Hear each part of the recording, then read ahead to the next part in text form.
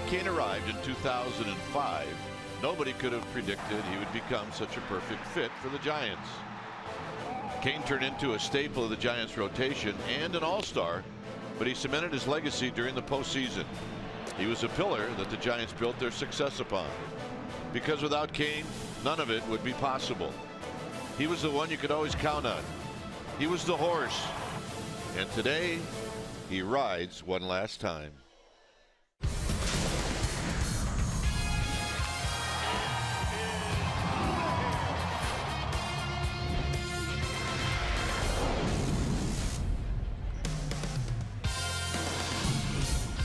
Saturday afternoon baseball here at AT&T Park. It's a beautiful day, and this is game 2 of this 3-game series.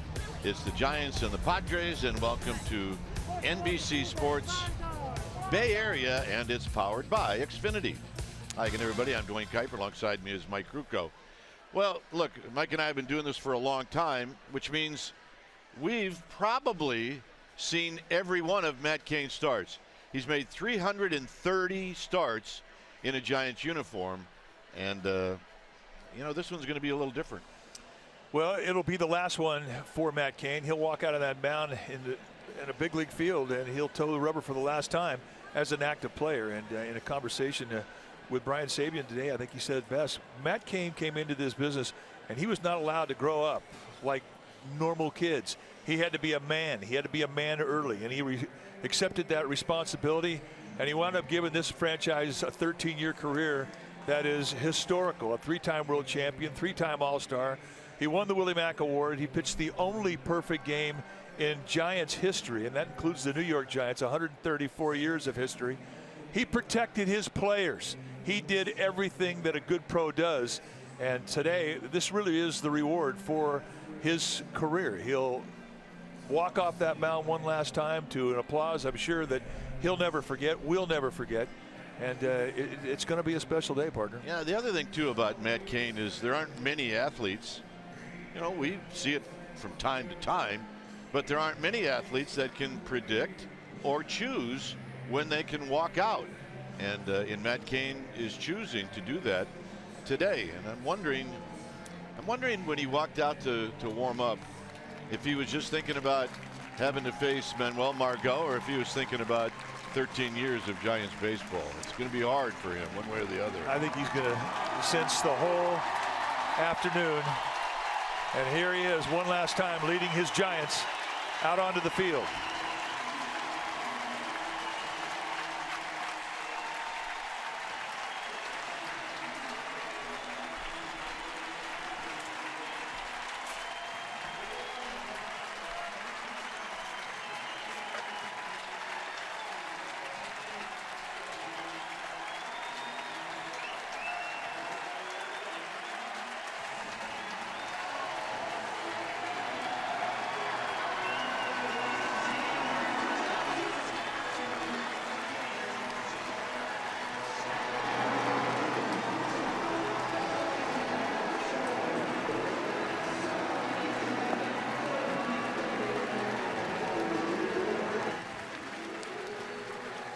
All standing, as you could imagine. Not every start was for Bruce Bochy. Remember, he had some starts as a rookie under Felipe Alou. Our game time weather is presented by the Santa Cruz Beach Boardwalk. The admission-free boardwalk is open this weekend. 70 degrees, light winds, humidity at 56%, and it is sunny. Well, here's the lineup for the Padres. They're going to try to make it an uncomfortable afternoon for Matt Cain. And the Padre lineup brought to you by Southwest Airlines. It'll be Margot, followed by the young second baseman, Asuaje, then Myers and Solarte. See, he's got a career high in home runs this year. Villanueva, followed by Spangenberg, Renfroe, and Hedges. And Jolice Chacin will be on the hill. And on the hill one last time in a glorious career will be Matt Cain, 32 years of age, 6'3", 230 pounds. Take a look at how he ranks all time in San Francisco Giants history. Second starts, third innings pitched, third in strikeouts, fourth in whip, fifth in wins. And it could have been a whole lot better. and 7th in ERA. And how he does it? Well, he's going to come at you with a lot of different looks. A fastball that'll average low 90s. Got a curveball, slider, cutter, changeup, and he's going to throw anything at any time. So the first pitch of the ball game is a swing and a foul out of play as we get started right on time. Margot, remember he had that game this year where he hit 2 home runs off of Kane, and he was swinging for it from the very get-go. And there's the first breaking ball, and it's 1 ball and 1 strike.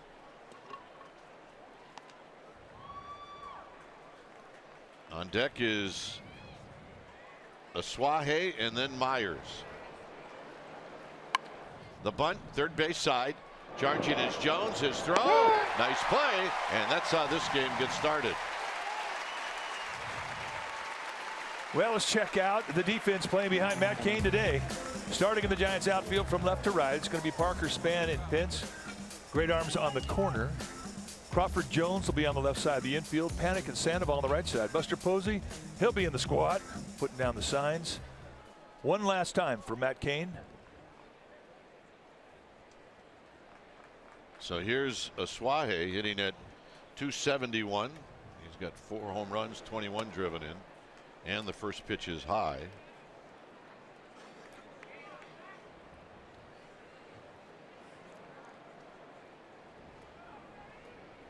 With Myers to follow. Fly ball right center field. Hunter Pence on the move, and Hunter Pence is going to track it down. Now you know what's going on in the minds of these Giants players playing behind Cain today. They want him to go out a winner, and in their mind today, this is a very special day.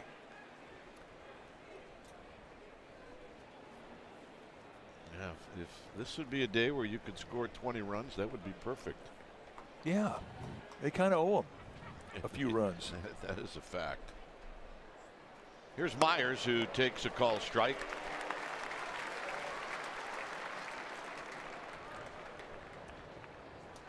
Padres, of course, they haven't really read the script. Yeah, they're going to be swinging for it. And all they're trying to do is ruin the day for Mr. Cain, which is their job.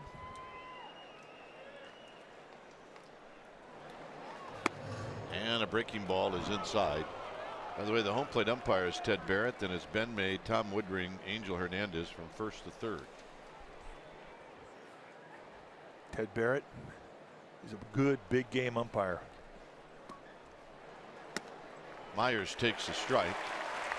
Yeah, and we're considering this a big game. Oh yeah, and you know what? I think Ted Barrett understands the arena, the moment. You will see low. You will see some belt high strikes. Curveball hit high and deep and foul. All right, don't throw that one again in that location. That's all. Well, it had some hang on it.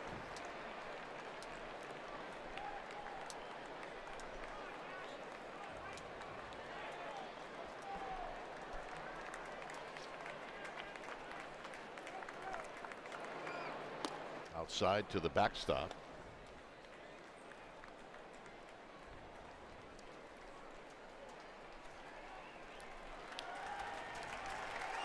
Cain has pitched a lot of games that are surrounded by adrenaline. Opening days, playoff games, World Series games, All-Star games. And I got to believe that today has got a bit of a feel. Got him. 89'd him. And that's going to end the inning. Giants are coming up.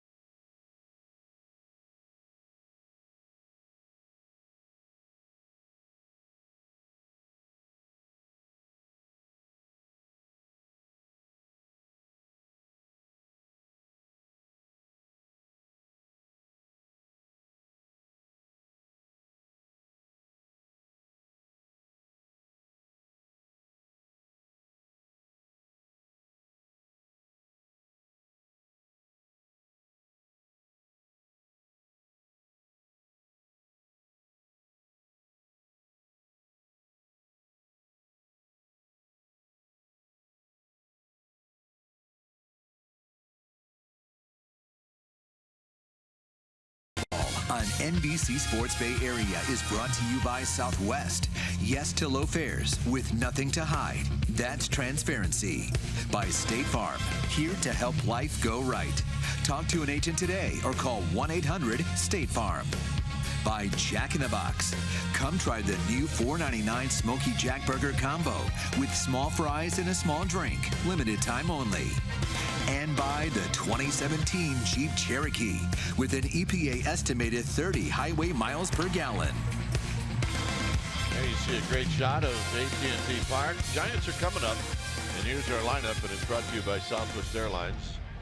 It'll be Pence in the leadoff spot, then Panic, who had a great night last night. Span Posey last night, 3 doubles and 3 RBIs, followed by Crawford, Sandoval, and Parker. Ryder Jones, 8th, and Matt Cain, 9th.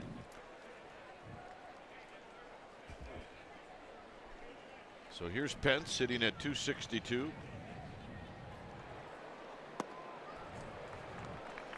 Jhoulys Chacín on the hill today for the Padres. He's a 7-year veteran now, 29 years of age. He's had a fantastic year for San Diego, 13-game winner with a 3.98 ERA.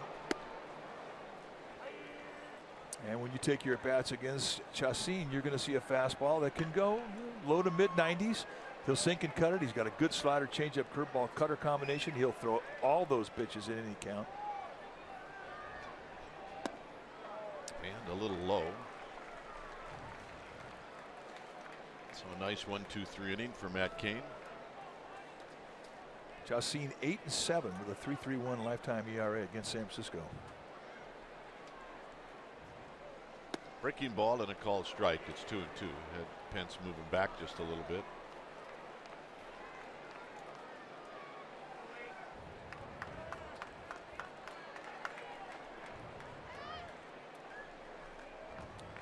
Panic on deck. Pence rolls it to first, and Myers will put it away. Let's take a look at that Padre defense today, starting in their outfield from left to right. It's going to be Spangenberg, Margot, and Renfroe. Solarte Villanueva, that's the left side of the infield. Asuaje Myers on the right side. Austin Hedges, he'll be in the squad, putting down the signs. Good arms in the outfield with Margot in center and Renfroe in right. Exceptional arms, as a matter of fact. So here's Panic, and Panic takes outside. Panic with a 4-hit night last night, 4 for 5. He knocked in a run. He scored a couple.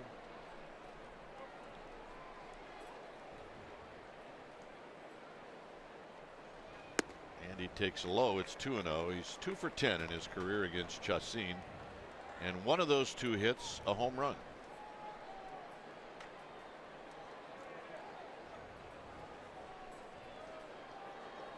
Here he takes low. He is red hot, and when guys are red hot, they know the strike zone. And he takes a pitch. He's usually taking it on purpose.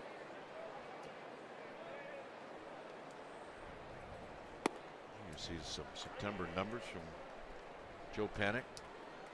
Well, he's had a September for the ages. Started out the month at 264, stepping into the batter's box here at 290. And it's tough to jump an average in the month of September for an everyday player. 3-2. And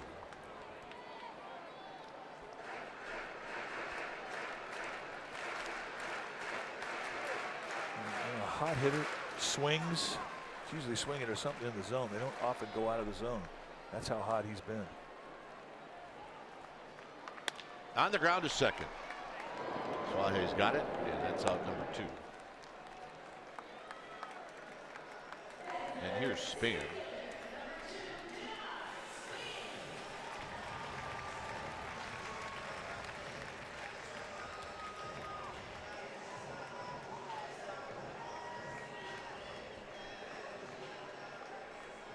Span's got his average to 271. He went 1 for 3 in the game last night. Giants had 17 hits last night. And he looks at a pitch down low. 7 for 19 with 3 doubles in his career against Chacín.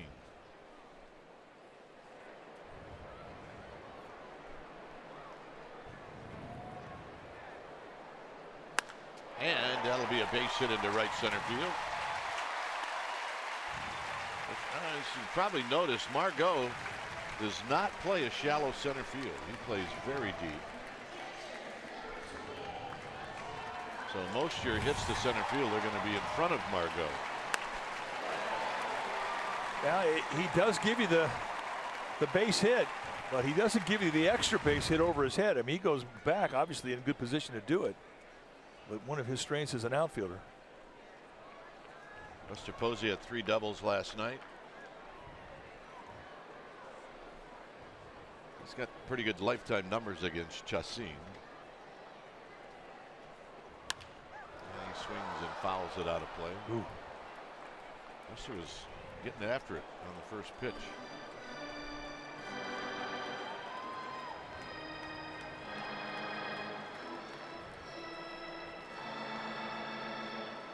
He's ready.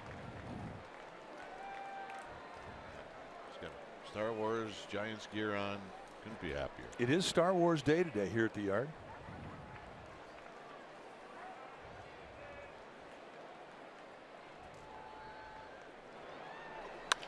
And a base hit for Buster Posey.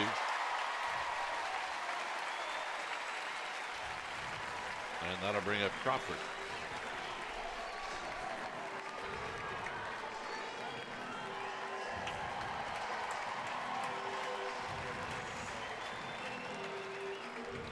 Crawford had a nice night last night. He also had 3 hits and 3 RBIs.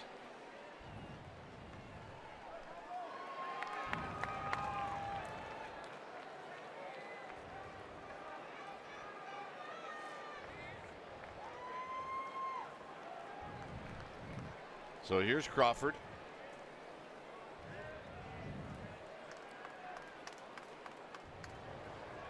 Crawford on the ground, foul as he pulls it right past our ball. Well, that's Cheryl Boykins, our ball babe. She almost had it. And that is Mark Madden. You can take a look at the glove that he has, an antique. See if he can make that thing work today. Mark will be watching. Yeah, he is kind of an antique. 0-1 to Crawford. Crawford's numbers against Chacin. Listen to this. 10 for 35, 4 doubles, a triple, and a home run. Sees him well.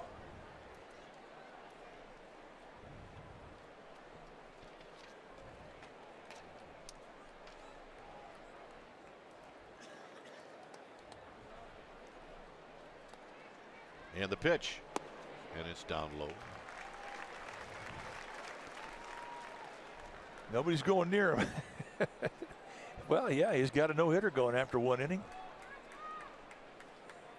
And that's the same game face we've watched since the very first day he came up here. Could be a spring training game. Could be a World Series. Same face. Crawford into center field, and it's right at Margot. And that'll end the inning. 2 stranded. Second inning coming up. 0-0.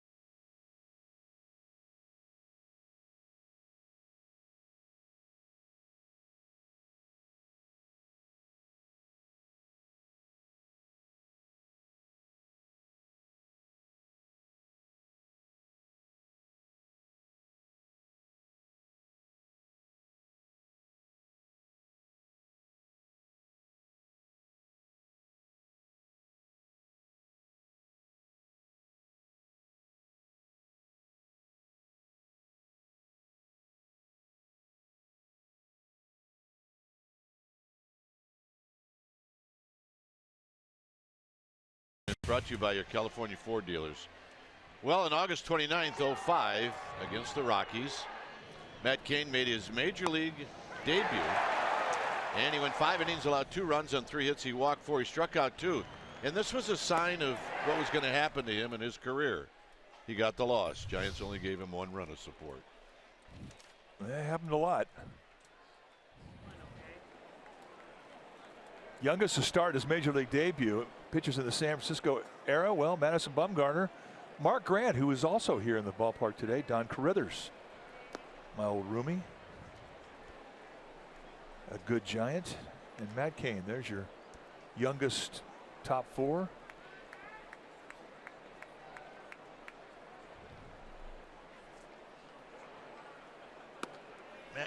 Mark Grant came into our booth so excited to tell us that, and what'd you tell him? It was Joliet information that nobody cared about. Well, he's from Joliet, Illinois, and we just figured, well, you know what, Mark, it's best suited to stay in Joliet. Let's check in with Amy G. All right, gentlemen, I have some not so good news and I've got some good news. The not so good news: Austin Slater had to undergo surgery for a sports hernia. He's going to be out 6 to 8 weeks. That puts winter ball in a difficult position for him. Belt, good news. He's feeling great. I talked to him today. He's doing all baseball activity, taking ground balls. He's taking BP. He will have a regular off season. He will not do any extra baseball work. He is very excited about 2018. Best news, though, guys, mentally passing all the tests. And that just gives him a lot of confidence heading into 2018. Dwayne. All right, that's good. Good for Brandon Belt. Start thinking about next year. There's a foul down the right field line and out of play. And that really is good news. I mean, when we consider the story of Mike Matheny, who left this game because of a concussion, and he felt really disoriented, could not pass the concussion protocol for almost 3 years. So welcome back, Brandon Belt. I'm glad you're feeling better. Here it's 1-2 to Christian Villanueva.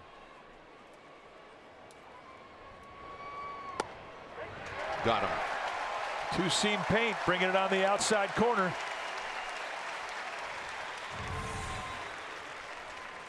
And you cannot nail down a better 2-seamer to a right-handed hitter from a right-handed pitcher than that. That's perfection.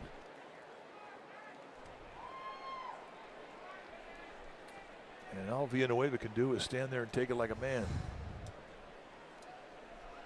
So here's Spangenberg.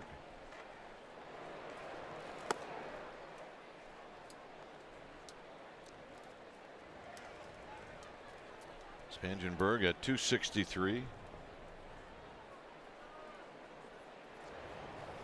And a good breaking ball, and it's 1 ball and 1 strike. Well, he's throwing the kitchen sink at him. I mean, everything that Matt Cain can do with a baseball, you're seeing it. Cutters, changeups, curveballs, sinkers. 1-2.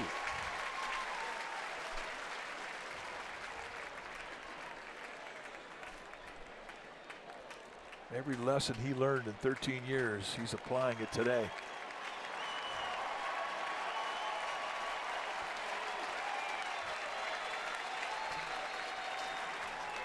Foul back. Spangenberg had a rip. This is reach back velocity at 90.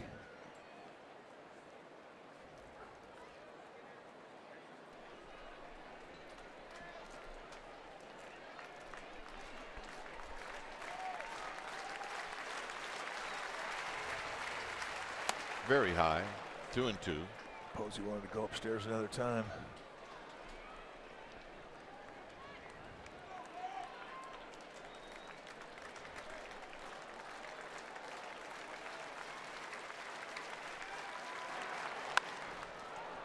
Hit out to left.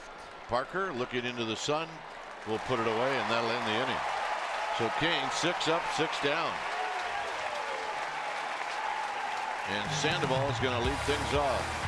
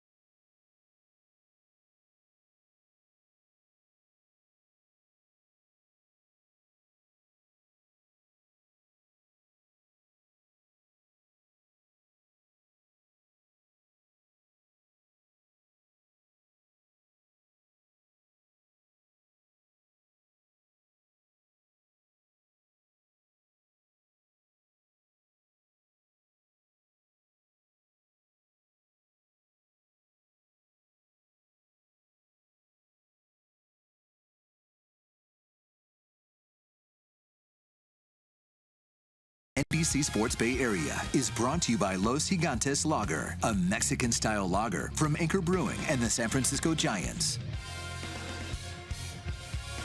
It is the home half of the second inning. 0-0 is Pablo Sandoval is going to lead things off. Sandoval, Parker, Jones.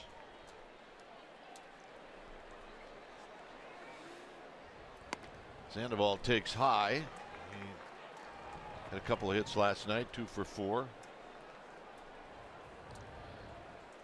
He's got a couple of doubles, a triple, and 3 home runs lifetime against Chassin.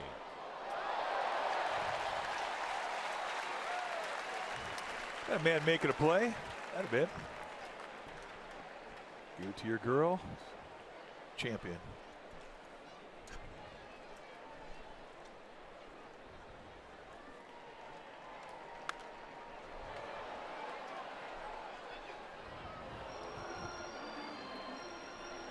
So 1-2 to Sandoval.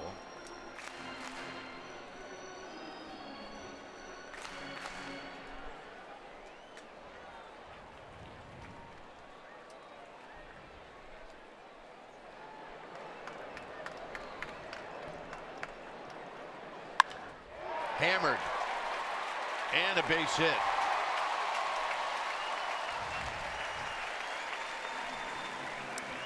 Well, if you're thinking about 2018, there are season tickets available. You can guarantee your seat location with a $500 per seat deposit.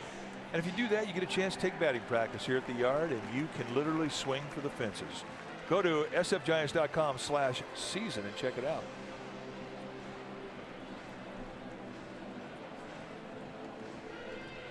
So here's Parker.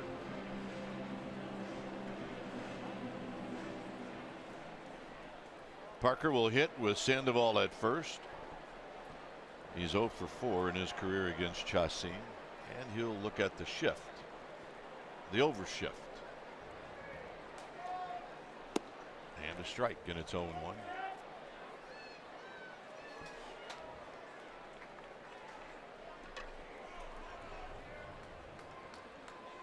Ryder Jones on deck.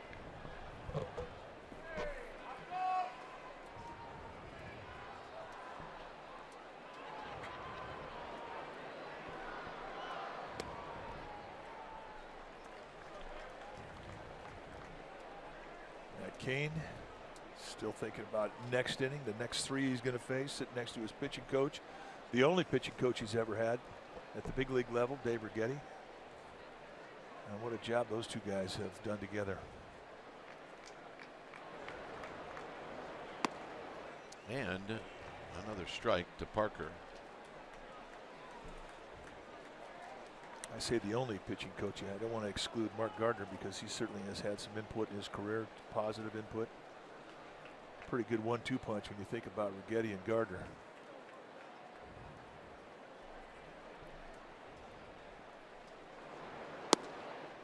And it's low, so it's 2-2.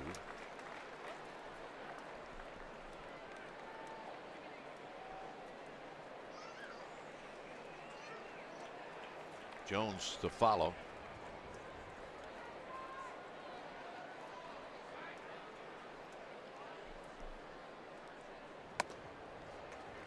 Full count. Now, not Chassin's got to throw a strike.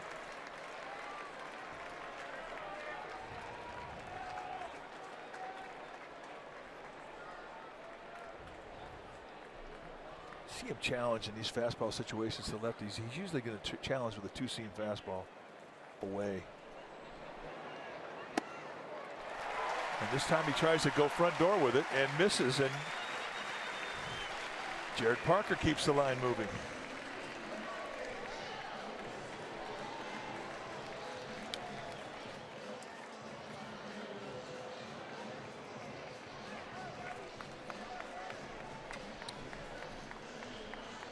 So here's Ryder Jones, 0 for 2 in his 2 lifetime at bats against Jhoulys Chassin.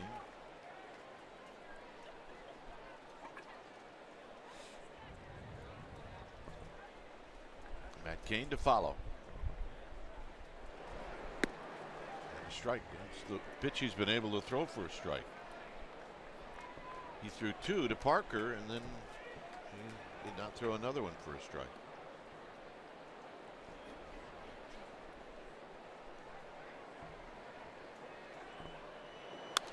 Foul back. That's how the game started off. And look where Ryder Jones is. I mean, he's way back. Got to come a long way for Manuel Margot, who runs well. And despite playing deep, he makes the play. That's our Exmo, brought to you by your local Toyota dealer. And that was an exceptional defensive play from the third baseman. Cued. And a beauty. And a hit.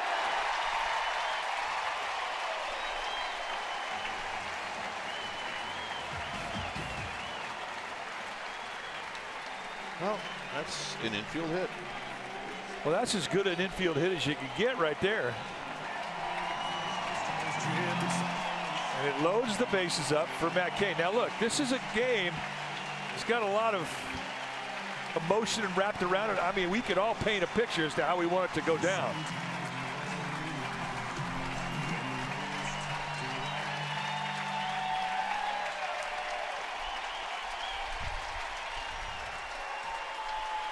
There is a time when Matt Cain was the best hitting pitcher on the team. Well, how about hit a grand slam and throw a shutout?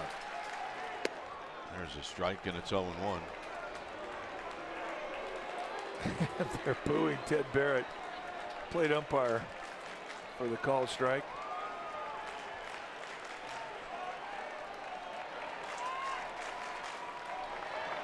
Swing and a miss. 0-2.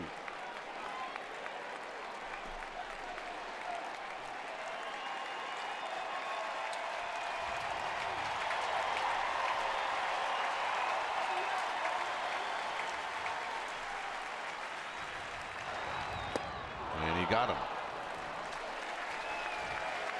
So a veteran move right there. You think you're going to hit into a double play, strike out. Yep. That's what I'm going with.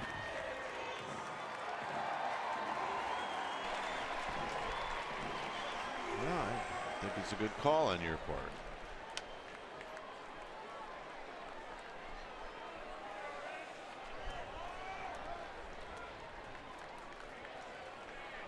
Pence rolled out to first.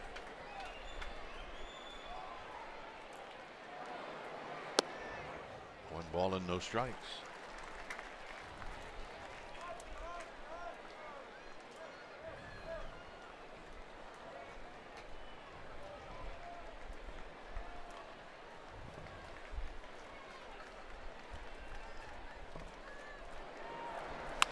On the ground to third.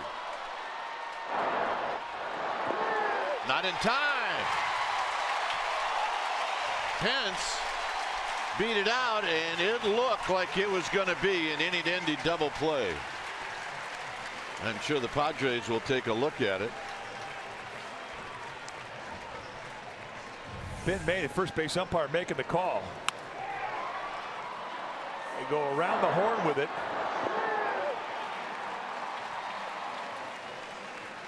Right there, you see that? The double touch of the glove, and that's the difference. He beat it out. He doesn't do the double clutch. You think he makes the play? Absolutely. Padres will not contest. I mean, you really do have no reason, if you're an infielder, to put that ball back in the glove.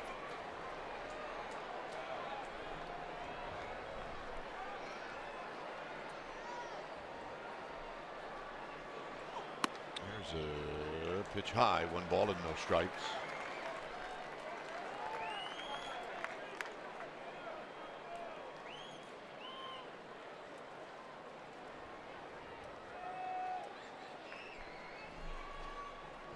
So panic and add on here in the second.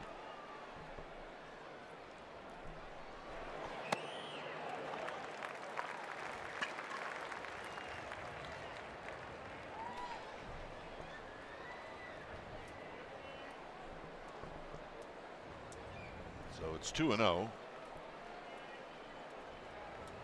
And a red hot hitter right now facing Jhoulys Chacín.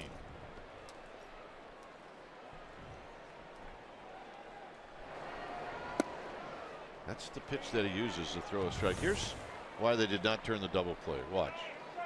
He's got it, and then this right there. The double tap. If he catches and throws it, they turn it. You don't get the double play, and they extend the inning.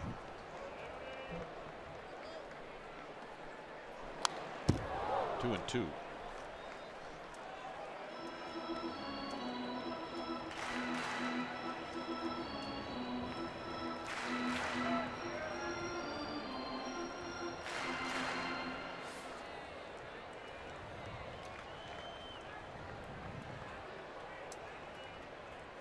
Parker at third. Jones was forced out. It's Pence at first. We see Hunter Pence go hard down the line all the time. But I think with the guy that's starting today for the Giants, if he had a little extra, we just saw a little extra.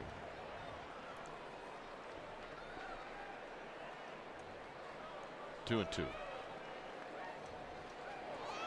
3-2. So here's what I mean by a little extra. He knows there's a chance to get around the bar. Then he extends out, trips, falls, scrapes both knees and an elbow. And he's the happiest guy in the world. He's got an RBI, and Kane's got the lead. 3-2 to Panic. Pence is going to go, and Panic takes outside, very close. Chacin thought he had him.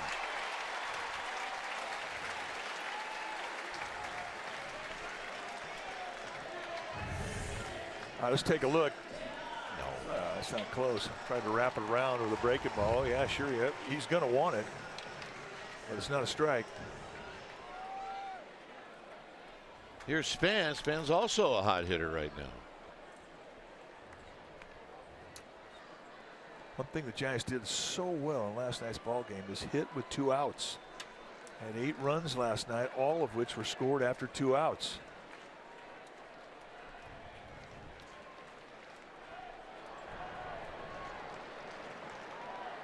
Span takes a strike.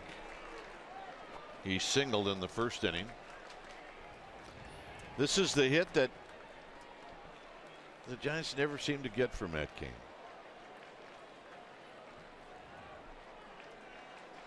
Although he never complained.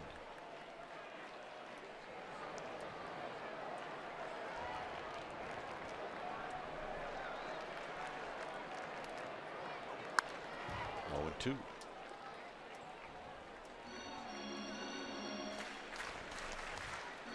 And Cain to his spot. Straps the game face back on and starts pitching the 3rd inning in his mind. Thinking about Renfroe, Hedges, and Chacin.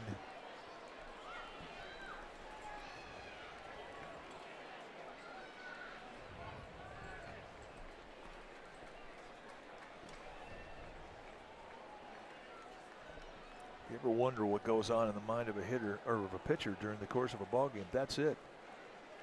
Starting pitcher will pitch that game in his mind so many times before the game starts, and when the game starts, he just keeps pitching it over and over, hitter to hitter, pitch by pitch. So Hedges and Chacin cannot get on the same page. So Hedges steps out to find out what's on the mind of his right-hander.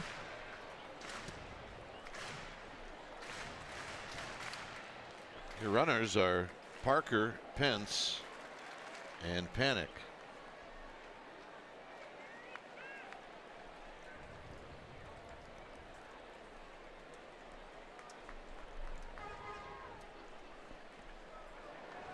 Outside 1 and 2.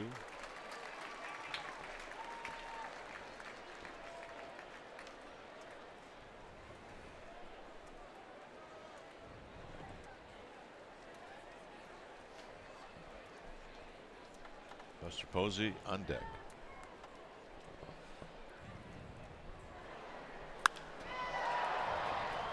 Playing over there was Spangenberg, and that'll end the inning. Giants pick up a run after 2. It's 1-0 San Francisco.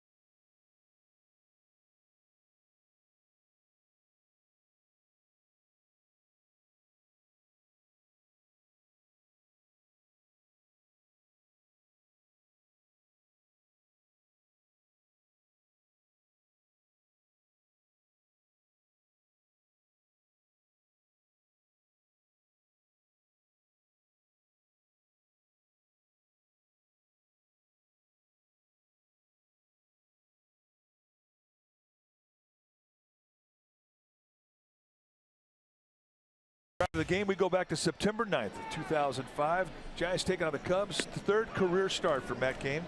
And on that day, he pitched a complete game against the Cubs. He also picked up his first big league hit, a double off former Giant Jerome Williams. He allowed only 2 hits, 1 walk, struck out 8 on 105 pitches. Oh, by the way, Giants won 2-1. It's pretty psyched. Number 43. So here's Renfroe, who takes down low. Forgot he started out with 43. He got rid of that as quick as he could.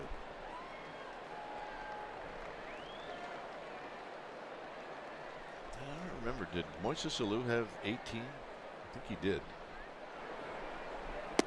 I know one thing. It's going to be a while before somebody else wears that number. Yeah, when Moises put that uniform on the floor of the clubhouse, Cain put it on. So that's mine. Two balls and a strike to Hunter Renfroe.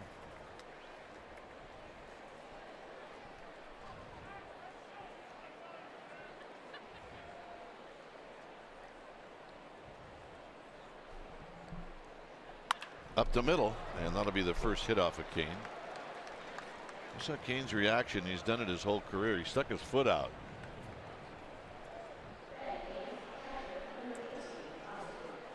Hey, look at Giants pitchers and their win total since 2005. Tim Lincecum had 108, Cain with 104, Madison Bumgarner with 104. The only major league team during the span to have 3 guys with 100+ wins.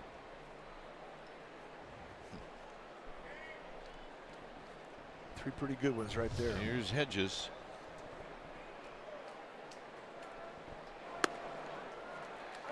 I have just a pretty strong feeling that somewhere Tim Lincecum is watching this game. I hope. And if he is, we just say we miss you.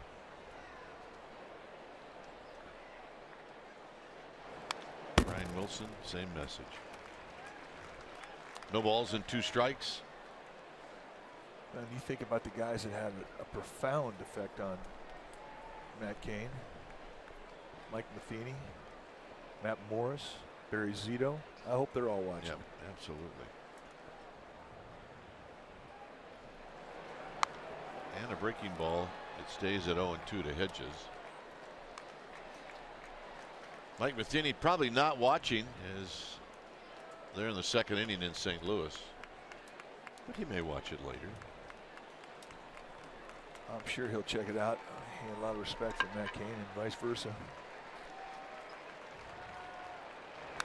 Foul back. We'll do it again.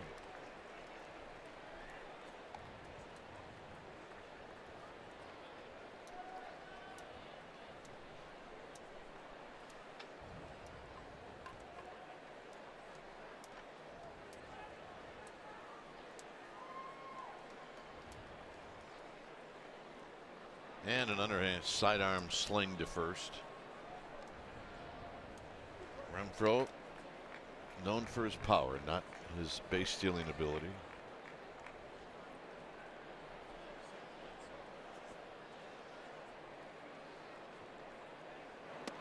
One and 2. So this will be the first hitter that Cain faces out of the stretch.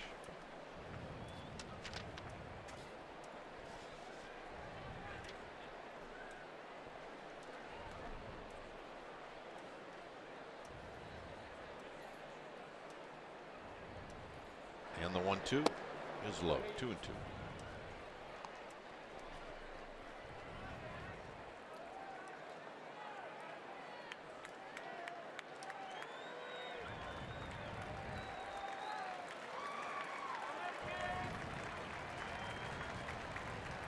Two balls, 2 strikes. And that's going to be right at home plate for Buster Posey. Got that pitch in there nicely. Well, a few spots remain for the annual Giants fantasy camp. That gives you an opportunity to play baseball with the pros. Join us January 14th through the 21st in Scottsdale, right at the Giants spring training complex. It is a Giants fan experience of a lifetime. sfgiants.com/fantasy camp. Here's Chacin. Chacin's hitting .226, so it means he can swing the bat a little bit.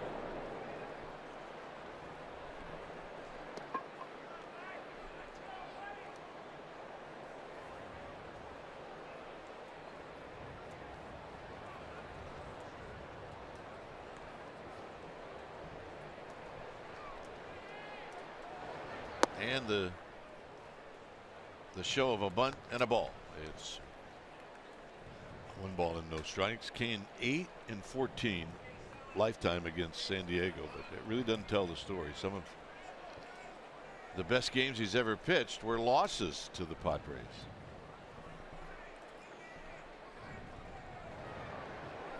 Especially in San Diego. James just could not score any runs in San Diego. There's a called strike.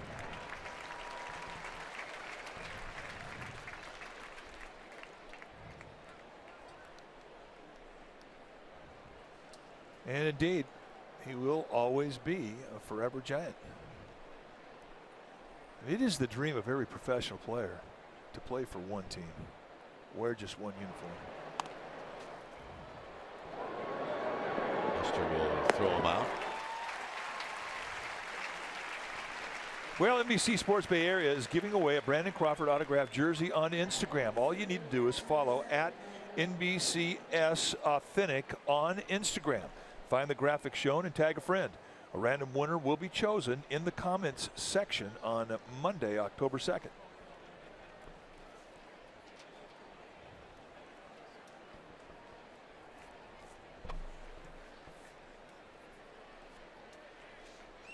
Margot tried to bunt his way on, and Jones made an excellent play to throw him off, but he does give Kane some problems. He's 3 for 7 lifetime with a couple of home runs, and there's a called strike.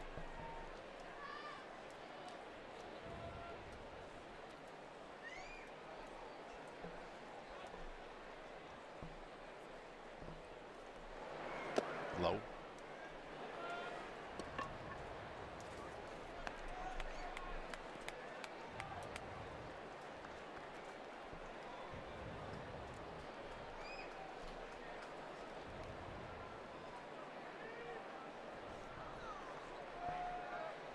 Kane about to throw pitch number 42.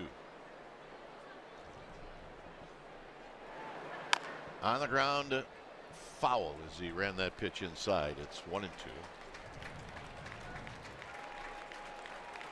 He's got a nice feel of the two-seam fastball today. It's been a good pitch for him. That's a pitch he didn't even know existed when he got to the big leagues. Yeah, I don't think there were about 3 or 4 he didn't know existed. You're right.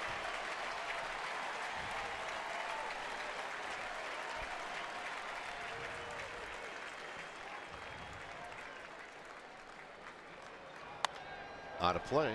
Stays at 1-2. And just comes back with a four-seam fastball. And one thing Matt Cain did at quite an early age, he learned the difference between the 2 and the four-seam. And he learned that they were 2 different pitches in the eye of a hitter.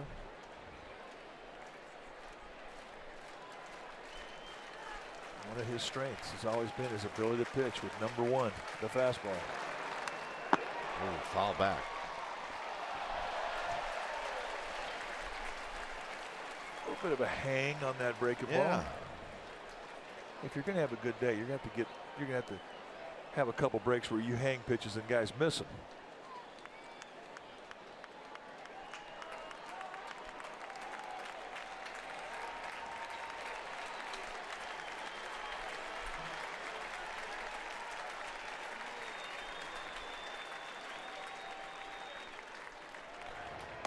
Drops down, maybe a little high, 2-2. Well, it wound up being a backup breaking ball. They set the target away. This thing kind of lazes up there above the belt, the middle end. Really, a bit of good fortune there that it didn't hang out over the plate. Derek Law is starting to get loose in the bullpen.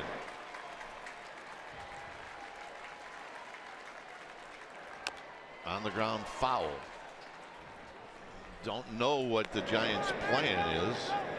Well, it's been a while since he's been out there, Matt Cain.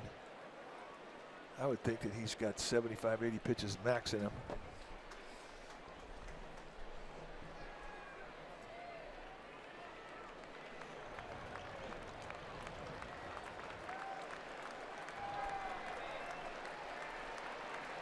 Two and two.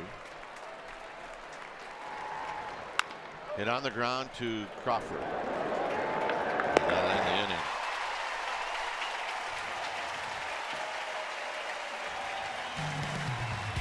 Buster Posey's going to lead things off.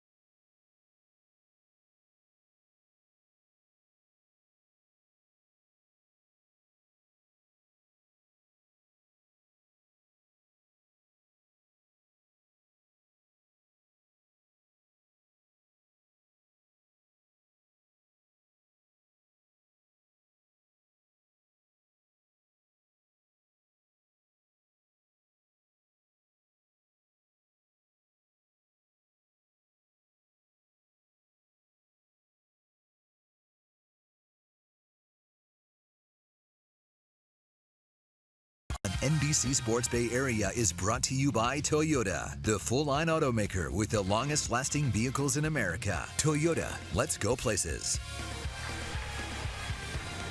Giants with a 1-0 lead.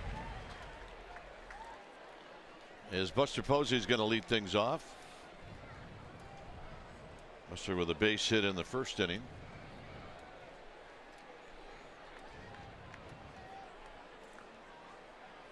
And he hits a high fly ball into center field. He just got underneath it. Buster swinging like he wants to hit one out.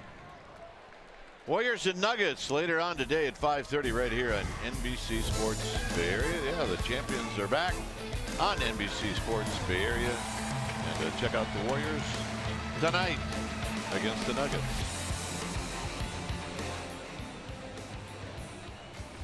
Here's Crawford.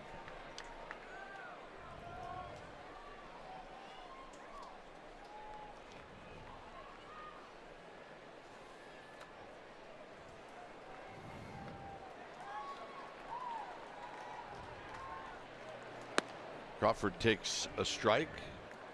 Nice first pitch change from Chacin.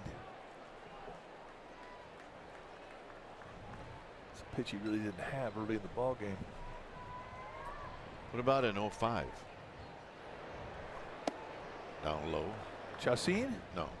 Kane? Yeah. No. Kane showed up at the doorstep of the big leagues. He had a fastball that he could throw it across your letters that would go 95, 97 and a curveball. Go get him. Pretty good though. Oh yeah.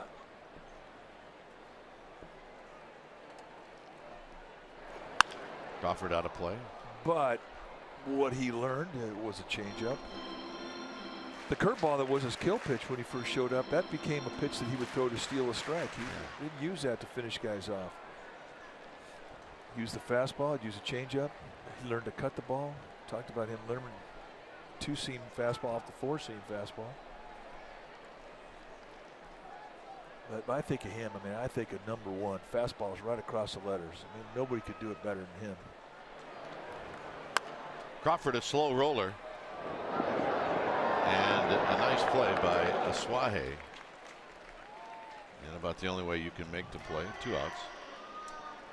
John Miller's here, and he will be in this booth, in this chair, innings 4, 5, and 6. Dave Fleming will be back tomorrow. And I'll go sit next to and with Darren Chan on the radio side. Get away from you knuckleheads for a while. Yeah, take a hike, will you? Jeez. Here's Sandoval.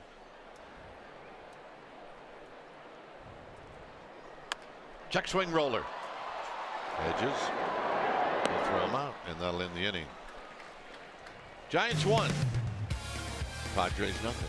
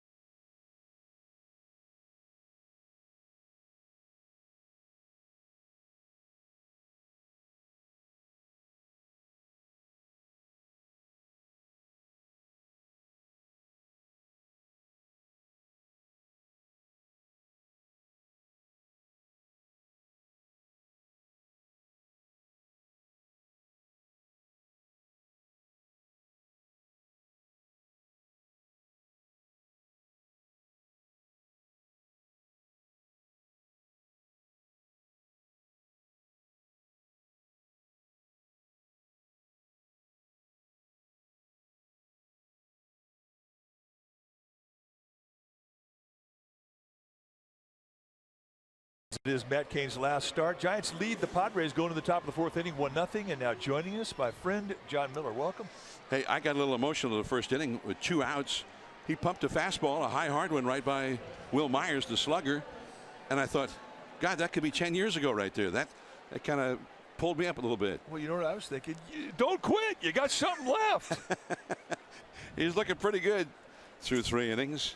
But keep in mind, he has not pitched before today since the end of August. It's been 29 days since his last outing.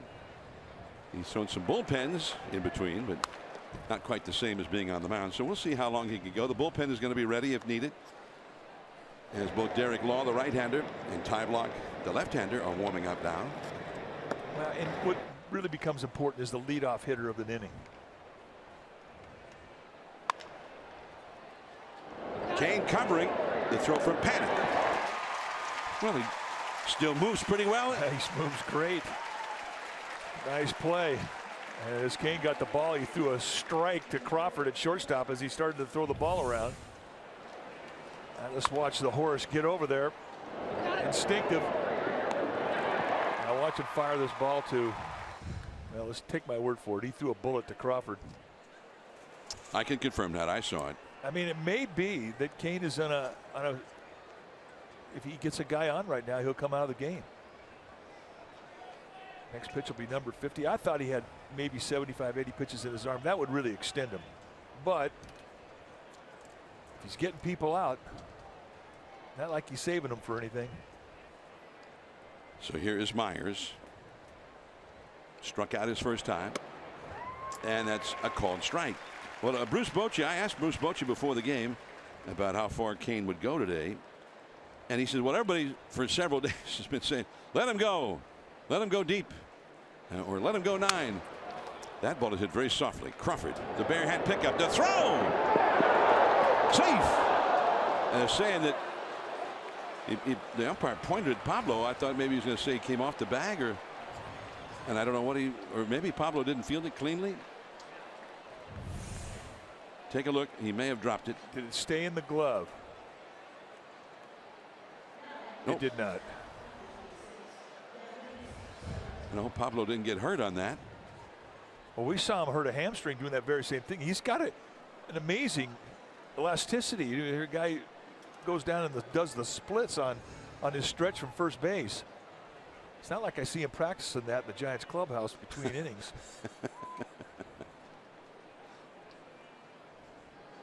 So here is Solarte. The pop-up. Crawford into the shallow outfield. And that's a 1-pitch out. 2 down in the inning. Now, but Bruce Bochy was saying that he thought 60, 70 pitches for Matt Cain. And he said, hey, if he's at 70 and he says to me, I want to keep going, he says, I'm not going to fight him over it. I'll leave that up to him. But he says, if we get 60 or 70 out of him, I think the main thing is we want him to leave without injuring himself and without any bad things happening. So he's got the bullpen ready in this inning as Cain works in the 4th inning. He's up at 53 pitches now. And I think so far he's kind of right on schedule in terms of that pitch count. Well, and he's still got a nice command of all the stuff. It's not like he's elevating, which you normally see when pitchers fatigue. They'll start to get higher in the strike zone. And not just with one pitch, but with everything. And that's too high. Matt Cain, who made his first start at the end of August in 2005 when he was 20 years old. And in his second start, and he pitched well against the Kansas City Royals, I beg your pardon, against the Colorado Rockies. And that's back to the screen. 1-2 the count, but did not get the win. And then in his second start, he did get the win against Arizona. And that first year, he made 7 starts just down the stretch, and he had a 2.33 ERA. He really was everything we've been hearing about. And we were hearing raves from the minor leagues about him. And he pitched so well. He was only 20 years old. In the dirt, and it's 2-2.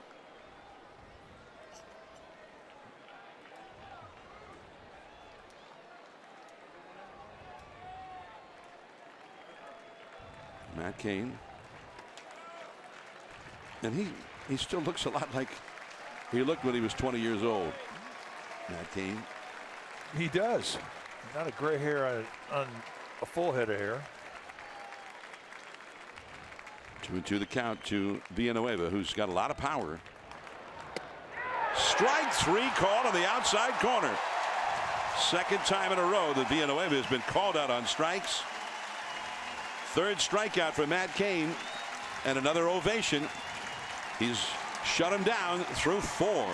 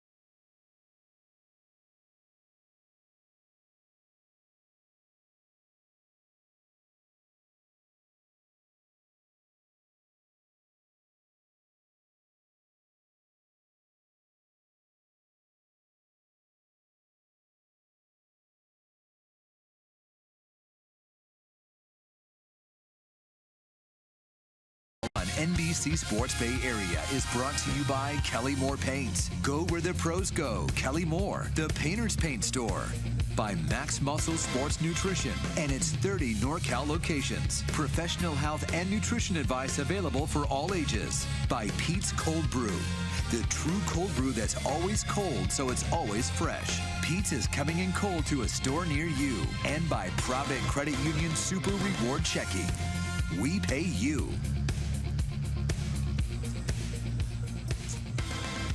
Now the Giants into the 4th inning. Last of the 4th, with Jarrett Parker taking a called strike. Parker walked his first time, helping set up the Giants' run by which they lead 1-0. Out in right field, Asuaje, and one away. Hit that ball hard.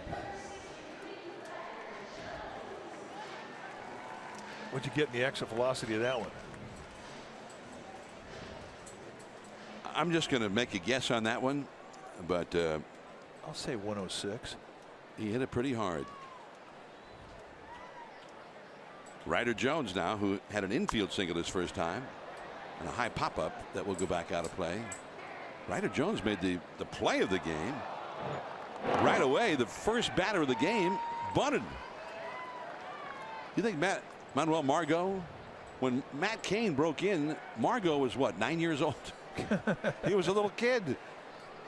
So to him, Matt Cain may be 47 years old for all he knows. He bunted on Matt Cain. That's a deep foul. That is headed out into the bay. 108, by the way. The ground ball by Parker? Yeah. See, that's bad luck then. If you hit the ball 105 miles an hour or over, the average is about 700. The batting average is about 700 for guys who hit one that hard or harder. He raked that thing. And that's all for Jones. 2 down, and now the ovation again. Here comes Matt Cain. And this will be the last at bat he ever takes. Pitcher, number 18, Matt Cain.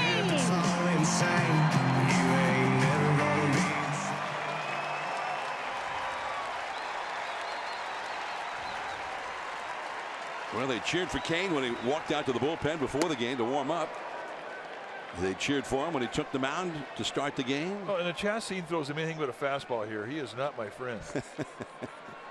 He's got the bases empty. Last time the bases were loaded. Cain unloads but fouls it. 2 pitches, 2 fastballs from Chastain. Cain has hit 7 home runs in his career. At one time, pre-Bumgarner, he was the Giant most likely of all the pitchers to hit a home run. And he did not throw him a fastball there. And yet, more applause for Matt Cain. We come back for the 5th.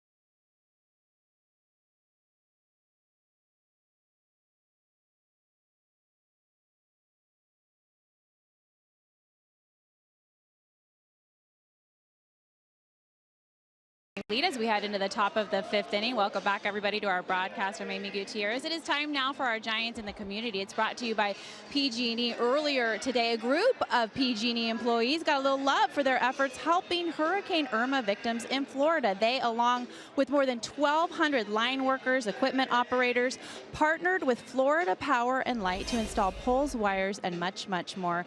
So many horrific natural disasters this summer, gentlemen. It's really important to be prepared when an emergency strike, so you can learn more at pgne.com, or you can always donate at redcross.org. Guys? All right, Amy, thank you. redcross.org. Matt Cain. One more time, the familiar look. Matt Cain, how many times have we seen that over the years? Kind of got used to it. And he's been one of the best. Here is Spangenberg to lead off. He flied out to left his first time. Ball one. The Giants bullpen is ready if needed. There's action going on out there right now. Curveball. 2-0. Now I'm thinking that Bruce Bochy does not want to see Matt Cain get back into the stretch. 3-0. The changeup in the dirt.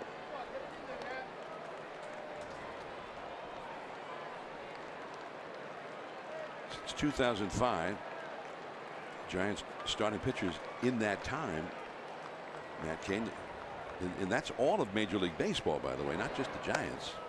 And that's a 4-pitch walk. So that is his first walk allowed in this game. He's given up only 2 hits. And here comes Bruce Bochy.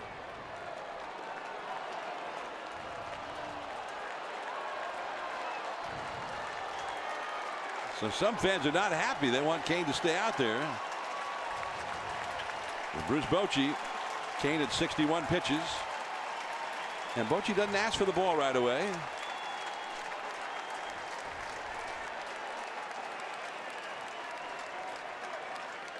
I love it.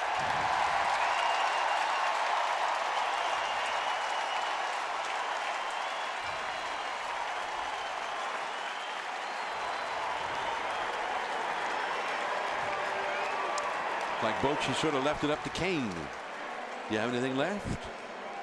Well, you know, he didn't want to come out of a ball game. He's got a 1-0 lead. Come on, he wants to go 5. Got to go 5 to qualify for a win. And he's pitched really well. This is Renfroe, the rookie, who's got enormous power. And back to the bag is Spangenberg.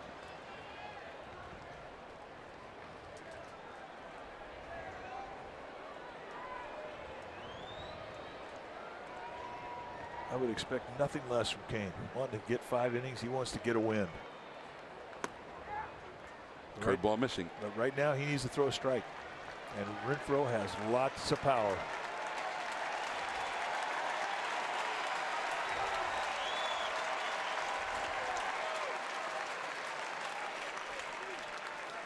Panic playing almost right up the middle behind second. That is called strike. Fastball on the outside. Now that 2-seam fastball's been a good pitch for him, especially on that outside corner of the righties. They set up inside, but to Ted Barrett's credit, I mean, it's still in his strike zone.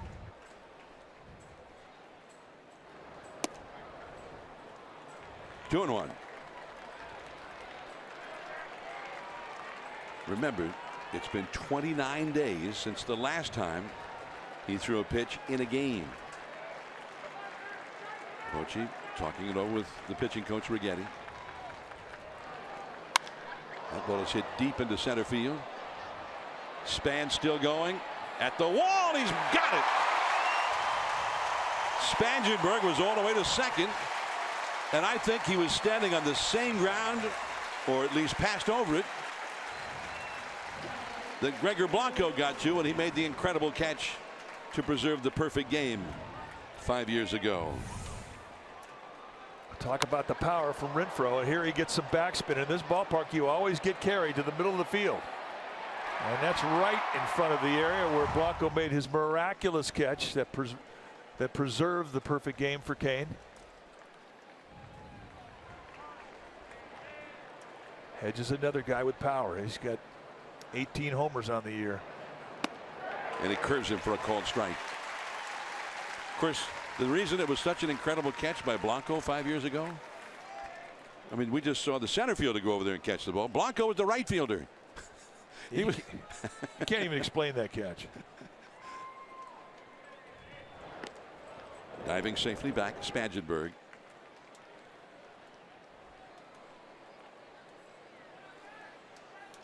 Five years ago, when Matt Cain pitched that perfect game, the common denominator to that game, the pinnacle of Cain's career, and this one, Ted Barrett was the home plate umpire. Strike 2 call. And don't think that that went unnoticed by Matt Cain. There was the numbers on June 13th. 14 strikeouts, no walks, no hits. Perfecto. Back to the screen, had a big rip. You gotta be careful with going up top. A guy with power like Hedges. If you're gonna go up there, you gotta get it up there. And he was on that last one. Chacin, the pitcher, is on deck. 1 out, 1 on.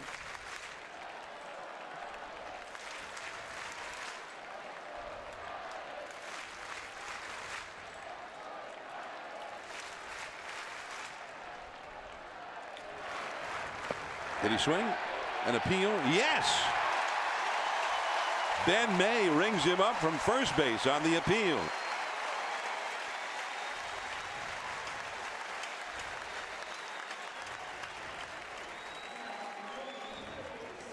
Fourth strikeout for Matt Cain. 2 down. Take a look. Did he go on the swing? Oh, yeah, absolutely. Grab some pine, meat. Hedges walked back to the Padres dugout and he dropped some serious stank eye on Ben May, the first base umpire. Here's Chacin. Strike 1 called. Chacin's no easy out either. He can hit. Chacin came into the game hitting .226, 12 hits this year. Rarely strikes out. Curveball, that is foul. 0-2 the count. Matt Cain, a strike away from finishing the 5th inning, and the crowd tries to insinuate itself in here in the effort to try and get it done.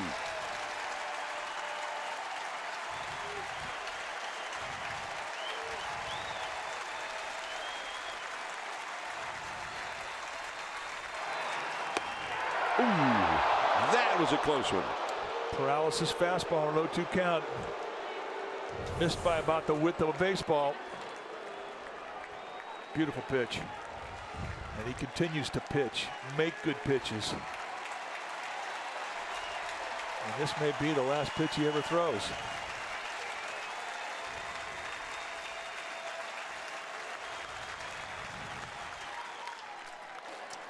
Softly hit Crawford. And that's 5 shutout innings for Matt Cain. Perhaps heading off the hill for the final time to another standing ovation.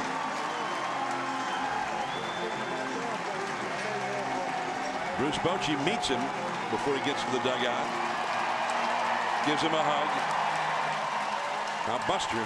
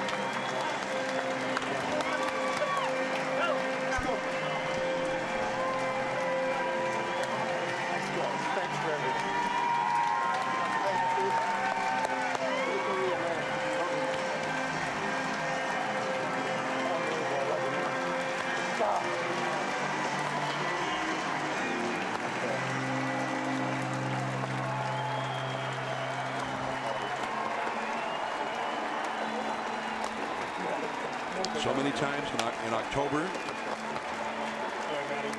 he rose to the occasion in a big way. And those Octobers, in many ways, defined his career as a big game pitcher. And one more time today, Matt Cain rises to the occasion. And I can't remember a pitcher that had the privilege of going out this way. I mean, this is the equivalent of the Ted Williams last at bat when he hits a home run and rides off in the sunset. And you're watching the horse go out on his terms after 5 shutout innings in what he announced would be his final start of his career. And every pitcher that ever took the slab stands and applauds this man today.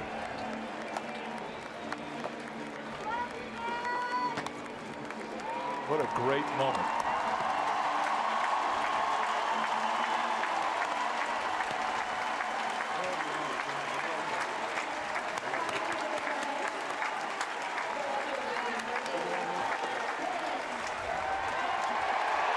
And another bound. The crowd insists.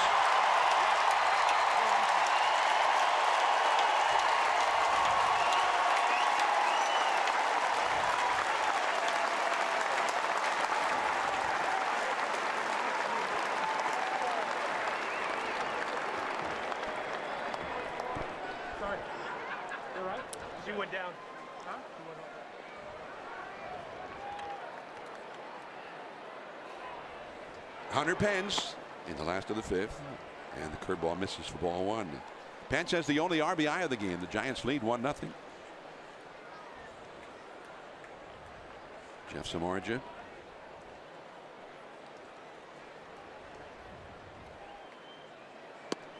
Well, Matt Cain has to have an incredible feeling of accomplishment. And not just with his performance today, but with his career. And there's his final line. 2 hits, 1 walk, 5 shutout innings with 4 strikeouts.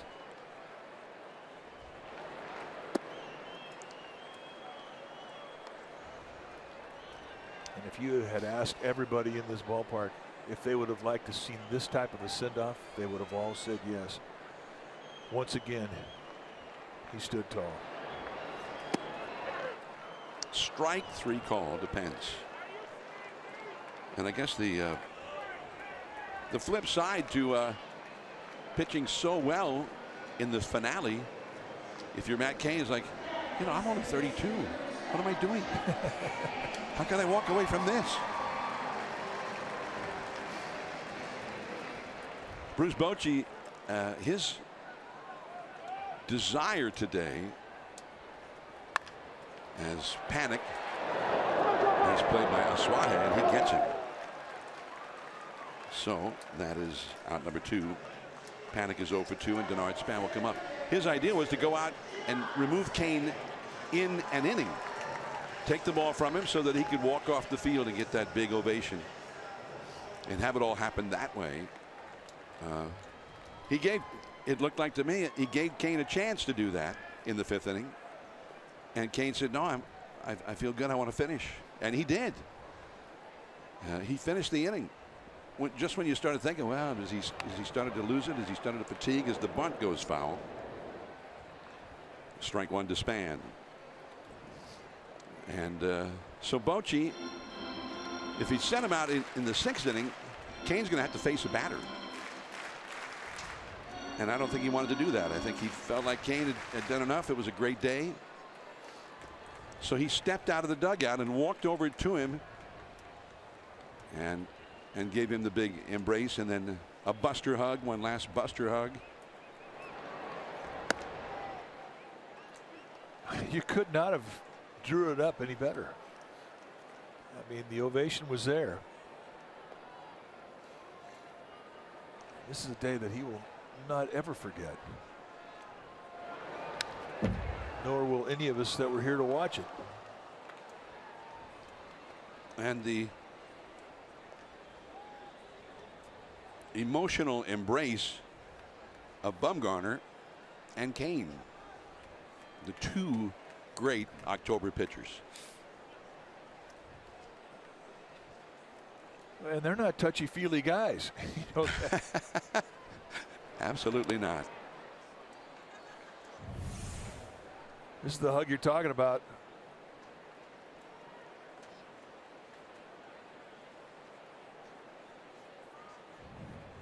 Yeah, they meant that one.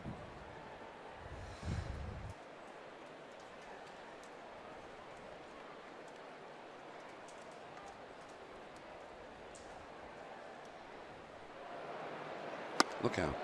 Ball 3. The day that Matt Cain pitched the perfect game, there was some kind of a golf promotion. I guess there was a golf tournament in town or whatever. Yeah, the U.S. Open. And so the golf tournament was in town. And they'd asked Cain to go out with a couple of pros before the game. Dustin Johnson. Is that it? Who was the favorite to win the U.S. Open at the time. And they hit balls off a tee at home plate out into McCovey Cove. That's a foul ball. And but Cain was pitching that night. And he was like, they reminded him you're supposed to do this thing. Today? I'm pitching today. Oh, well, they're expecting you. You agreed to do it.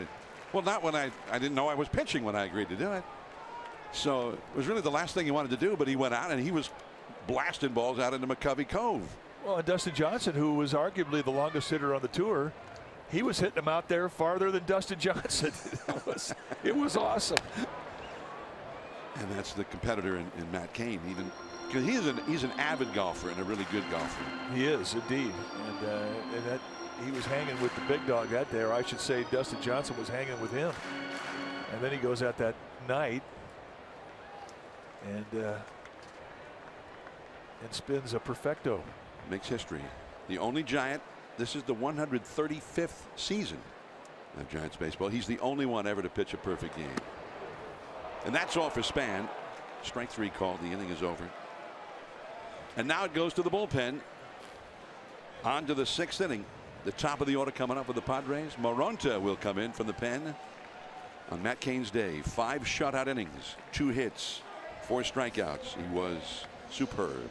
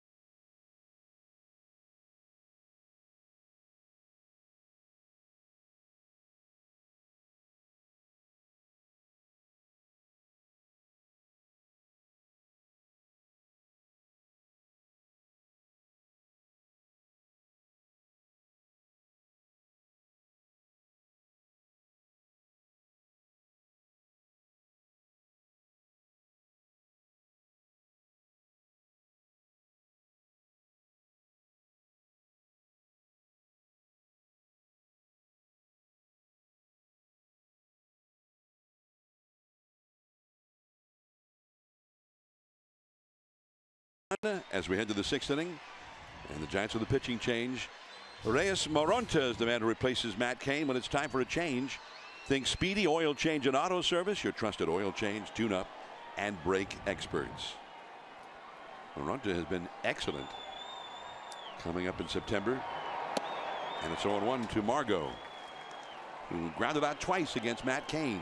There is irony in today. You watch one guy finishing his career, Matt Cain. Another guy really just starting off this month, Reyes Moronta. He's the guy that relieves Cain. Quick pitch there to Margot. Moronta has really been a great story. He's a hard thrower. Got a fastball that can go mid to high 90s. He can sink and cut that fastball. He's got a kind of a slurvy breaking ball and changeup. Very aggressive. He's a bull. That is a foul out of play.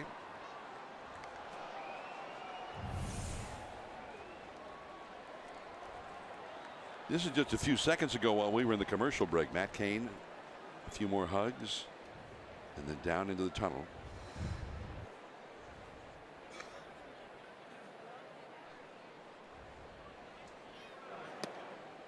Two and two.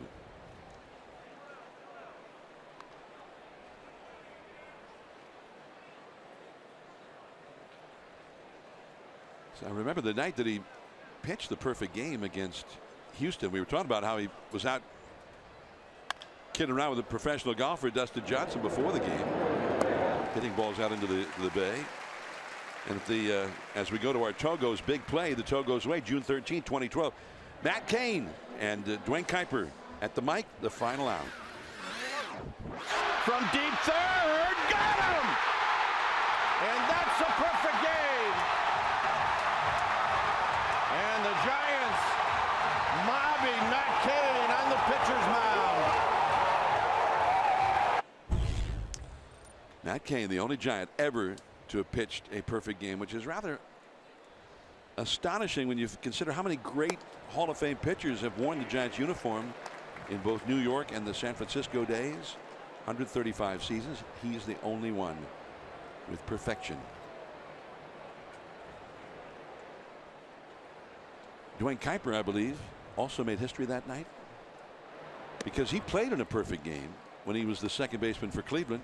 Len Barker pitched a perfect game. So Kuiper played in that one, and then he broadcast one. The only guy ever to play in one and broadcast one. Very cool. Very cool. That spins in there for a called strike to Asuaje.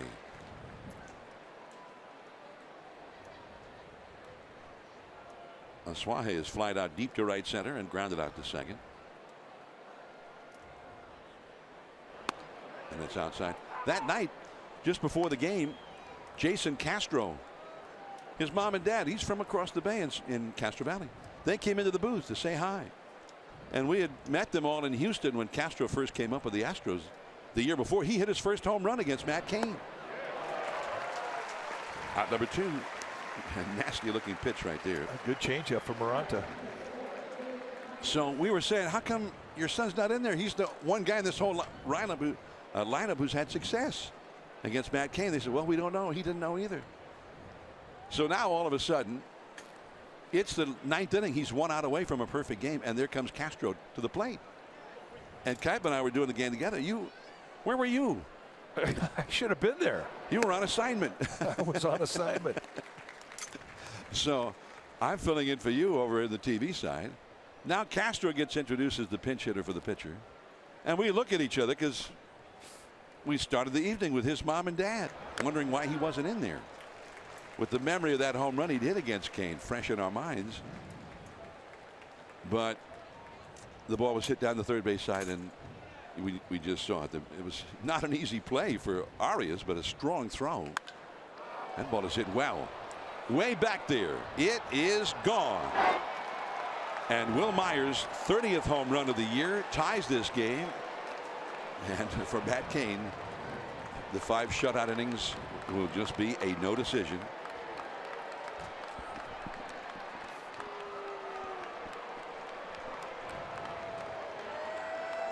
So it is 1-1. Well, you knew coming into San Francisco that Will Myers, who had 29 home runs, was thinking that he could get 30. He hits well in this ballpark, and indeed he does. So a brand new ball game.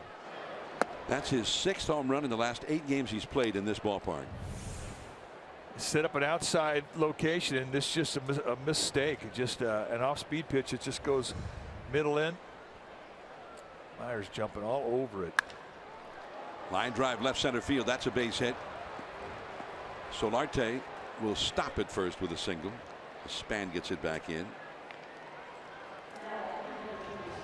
I asked Matt Cain a while back about that final out, the ground ball to Arias. He said from out in the mound, you know how every once in a while you make a pitch to a guy and he kind of swats at a lefty and it goes right along the third base line, extra bases. And he said as soon as he hit it, I thought, oh, that's it. He was sure it was going to be one of those doubles that just misses the bag by a foot that nobody can get to. And then he saw Arias was there and he was like, oh, yes.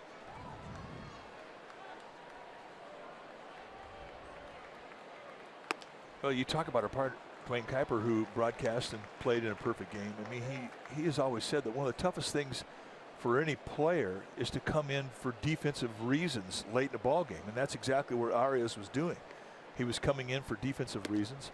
They had positioned him on the line, but even at that, being in position, it was still a tough ground ball because it caused his lower body, his feet, he had a shuffle step. It was an awkward position from where he got the ball and then reached back and got a throw off, and they got the out, but it was anything from a routine play.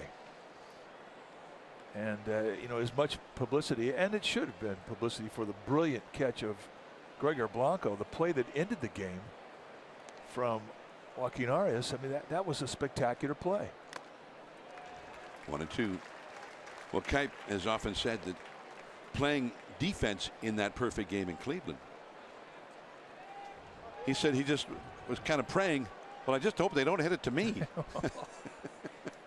And I've always said to him, is of all the guys on that infield in Cleveland, Len Barker, if he was going to give up a ground ball, he wanted it to be hit to you, because he was an outstanding defensive second baseman. But it is a team achievement, a perfect game, because if there's an error, even though it's not the pitcher's fault, it's no longer a perfect game if anybody reaches base in any way. That is all for Villanueva. He strikes out for the third straight time. But the Padres have tied the game. Buster Posey coming up, then Brandon Crawford.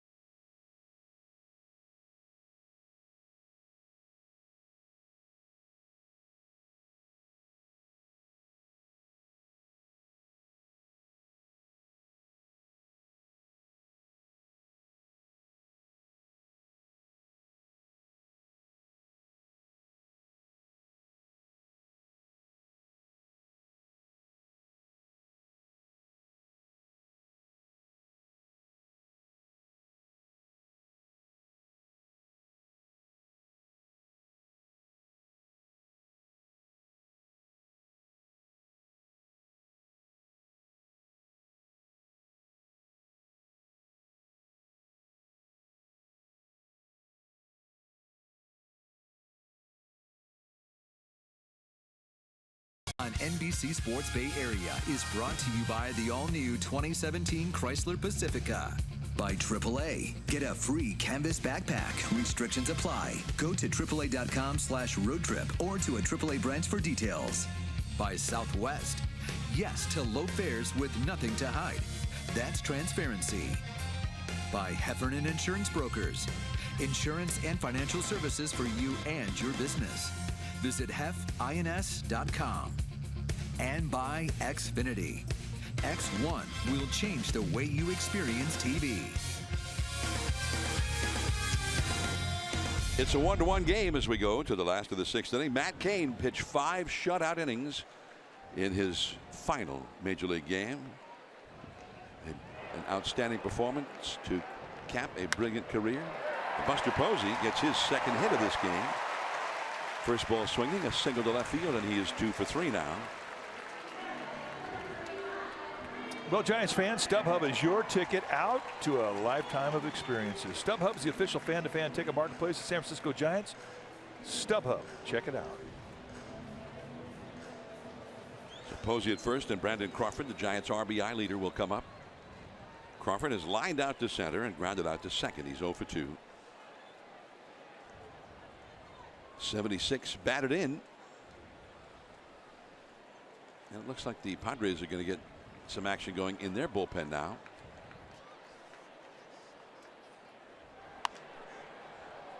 That is high and foul and out of play off to the left. Mike, we were talking a little bit about some of the plays in that perfect game. It was such a special night.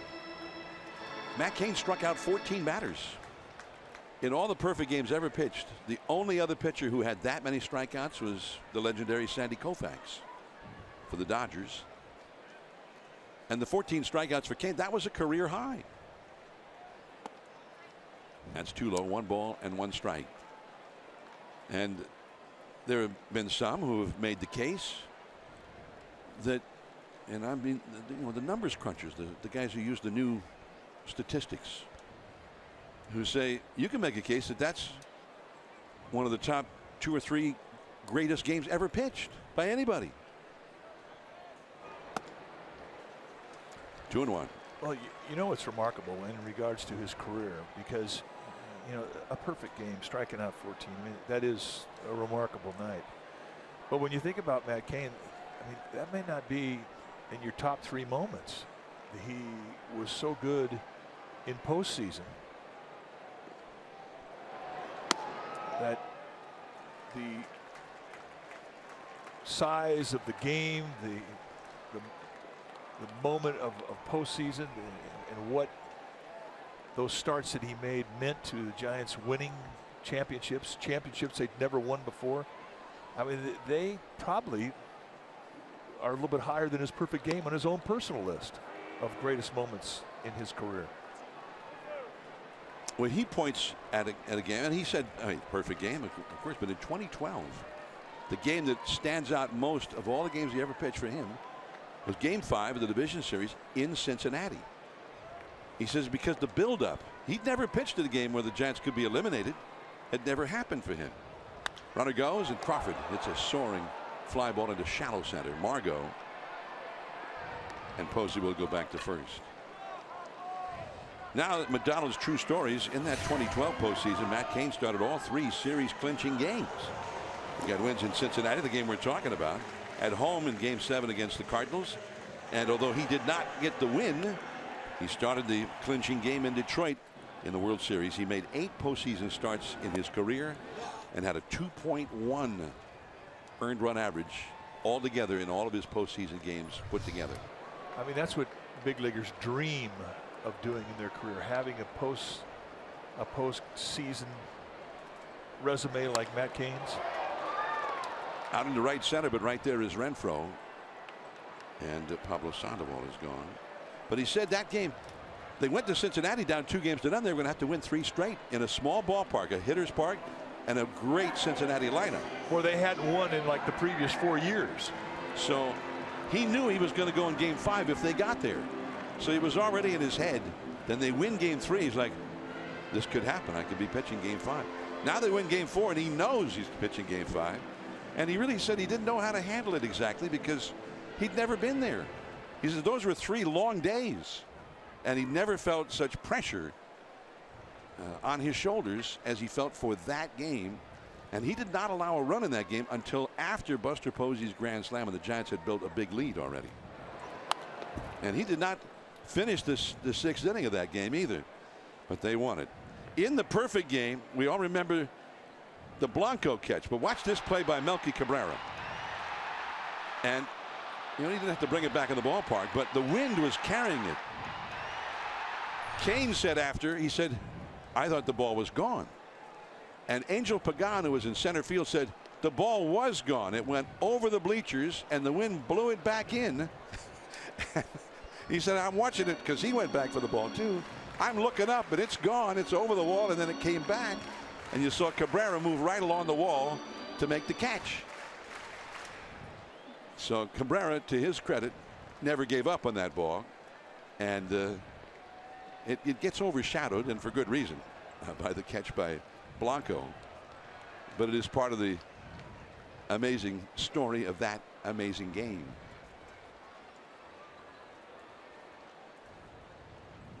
Oh, and 2 to Parker. Posey still at first with 2 down. The Astros, you know, they were a young team. They were rebuilding at that time. But Mike, I looked at a picture of that scoreboard that shows the final out, and then, you know, Kane and Posey and whatnot, and you see the lineup. Jose Altuve was in that lineup. He's going to be perhaps the MVP in the American League this year. Jed Lowry, still an excellent hitter with Oakland. He was in the lineup. And the guy that is just setting the whole planet on fire, J.D. Martinez, was in that lineup. So it wasn't like they just had a bunch of guys who couldn't have hit. There were some real players in that lineup for Houston that night. They were younger, but they've gone on to great things. Altuve, J.D. Martinez especially. And Jason Castro is still a catcher, a highly thought of catcher with power. The man who made the final out. There goes Posey. And that is all. Dwayne Kuiper will return, coming down the hall from the radio booth for the 7th inning.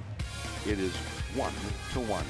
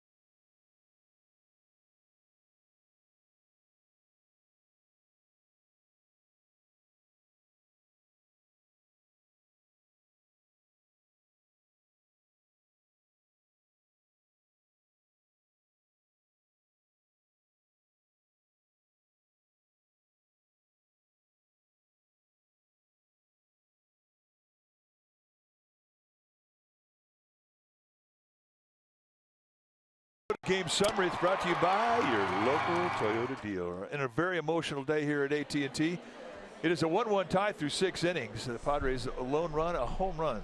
Will Myers hit off of Reyes Maranta. But the story today has been Matt Cain, a brilliant ending to a fantastic career. 5 solid innings, 2 hits allowed, no runs. He left with a 1-0 lead. And that is our Toyota game summary, brought to you by your local Toyota dealer. Right now, a new pitcher for the Giants. It's Stephen Okert. When it's time for a change, think Speedy Oil Change and Auto Service. Your trusted oil change, tune-up, and brake experts. And as we go into the top of the 7th inning with a 1-1 tie, here to tell you all about it, my pal, Dwayne Kuiper. All right, Mikey. So it's Okert. I know you and John may have talked about it, but I just thought that it was quite ironic that when Matt Cain left, it was just so typical that he had a whopping 1-0 lead. No.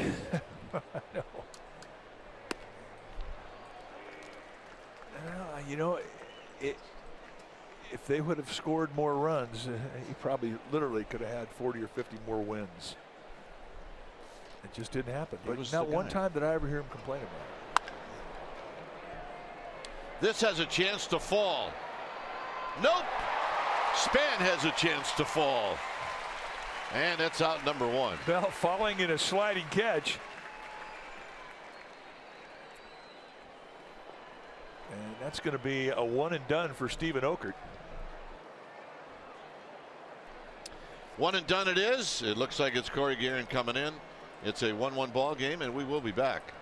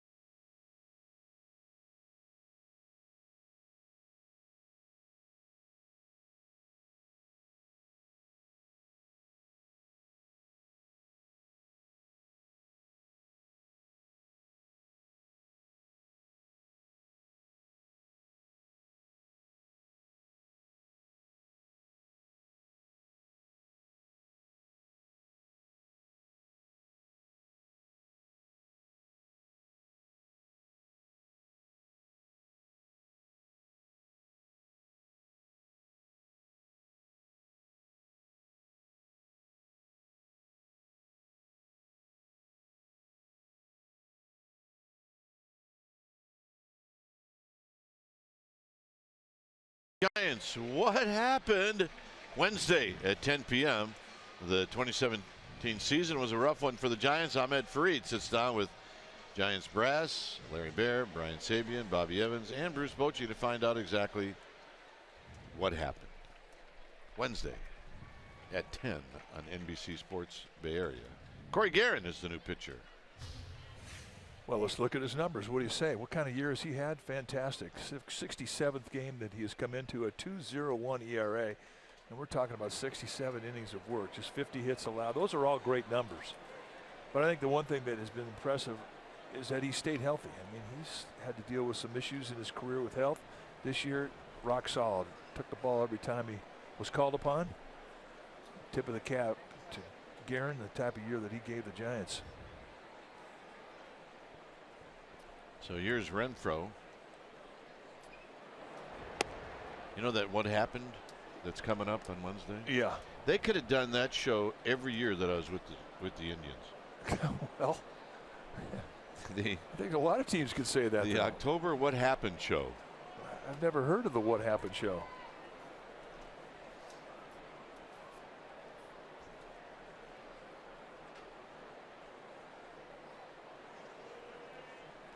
Here's the 1-0. Pop-up foul and out of play. Although I never thought Ahmed Fareed is a Morley Schaefer guy. Well, he will ask the question, though. Yes, he will. And, you know, with the expectation that surrounded this Giants team to have a year like they had,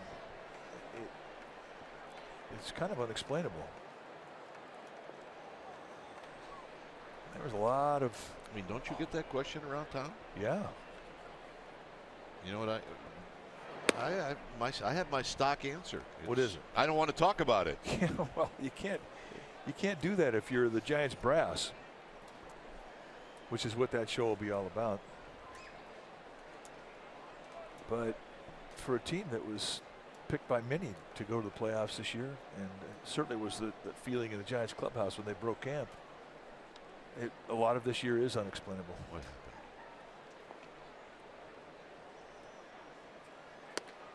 Two and two. What happened? Well, guys got hurt. It's usually the answer. If you're raising a bunch of kids, you say that a lot. What happened? Yeah. What happened here?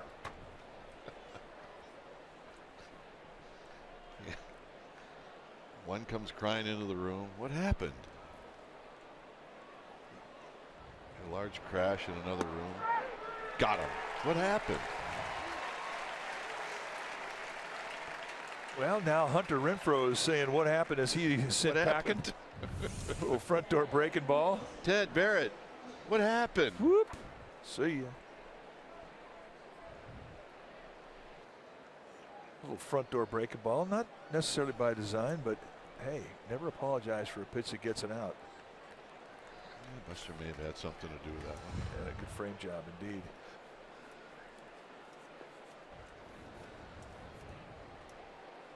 Hedges.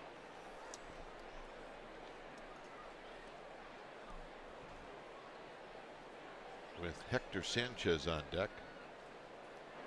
Ball back. No balls and one strike. Got to be careful with Hedges. Plenty of power. His batting average does not tell you he had a great year, but his power numbers do. 18 home runs, 53 RBIs. And in a 1-1 ball game, this is a guy you have to really pitch carefully.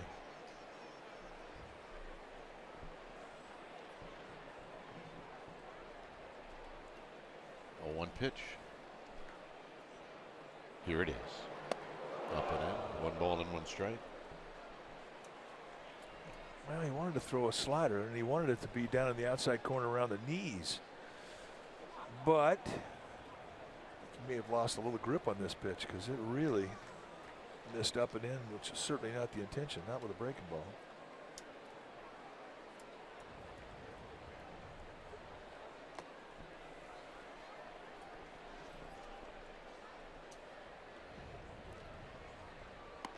Good pitch, 1 and 2.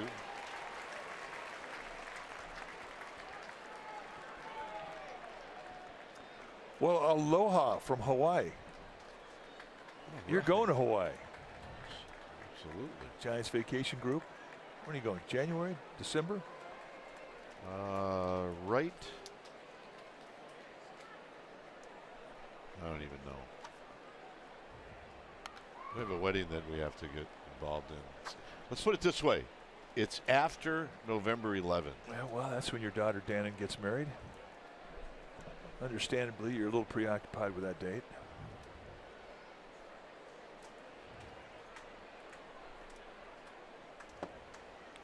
I wrote a check the other day for Chargers. Well, yeah.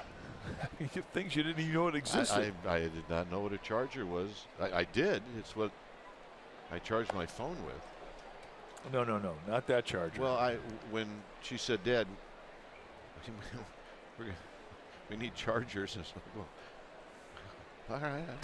We'll put cell phone chargers at every table. That's fine. I'm good with that. No.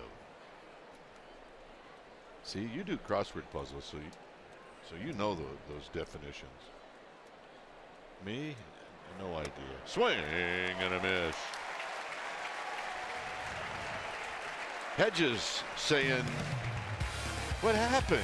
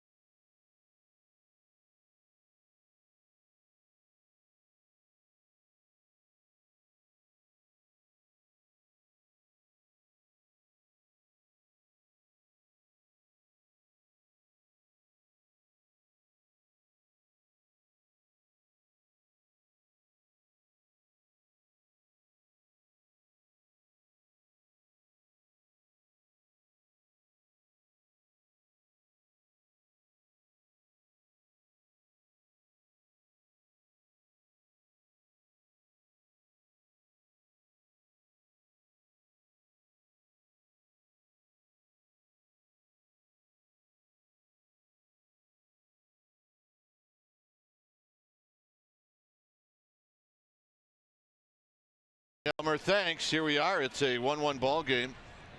When it's time for a change, think Speedy Oil Change and Auto Service. Your trusted oil change tune-up and brake experts. Well, Craig Stammen, the new pitcher now for the Padres. Sinker baller coming in for the 60th time. He's had a good solid season. 74 strikeouts in 79 innings. That's a lot for a sinker baller. Round ballers usually get you a strikeout. Yeah, they'll average 4 strikeouts per 9, but it's usually 1 strikeout to 1 walk. Not with Stammen. Stammen, who's got a low 90 sink, he's also got a curveball, slider, and a changeup, and he can strike you out with all 3 of his specialty pitches. Stammen to Jones, and there's a strike at the knees. Jones, an infield hit and a strikeout.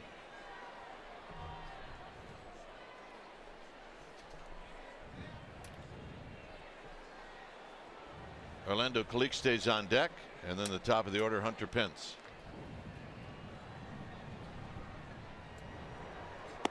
Jones takes low. 1-2.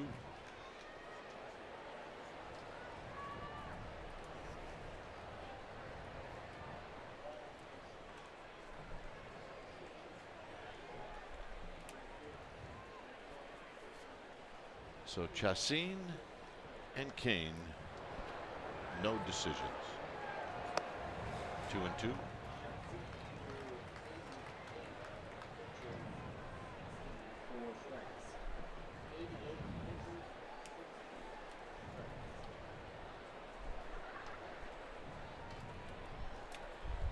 Beautiful day.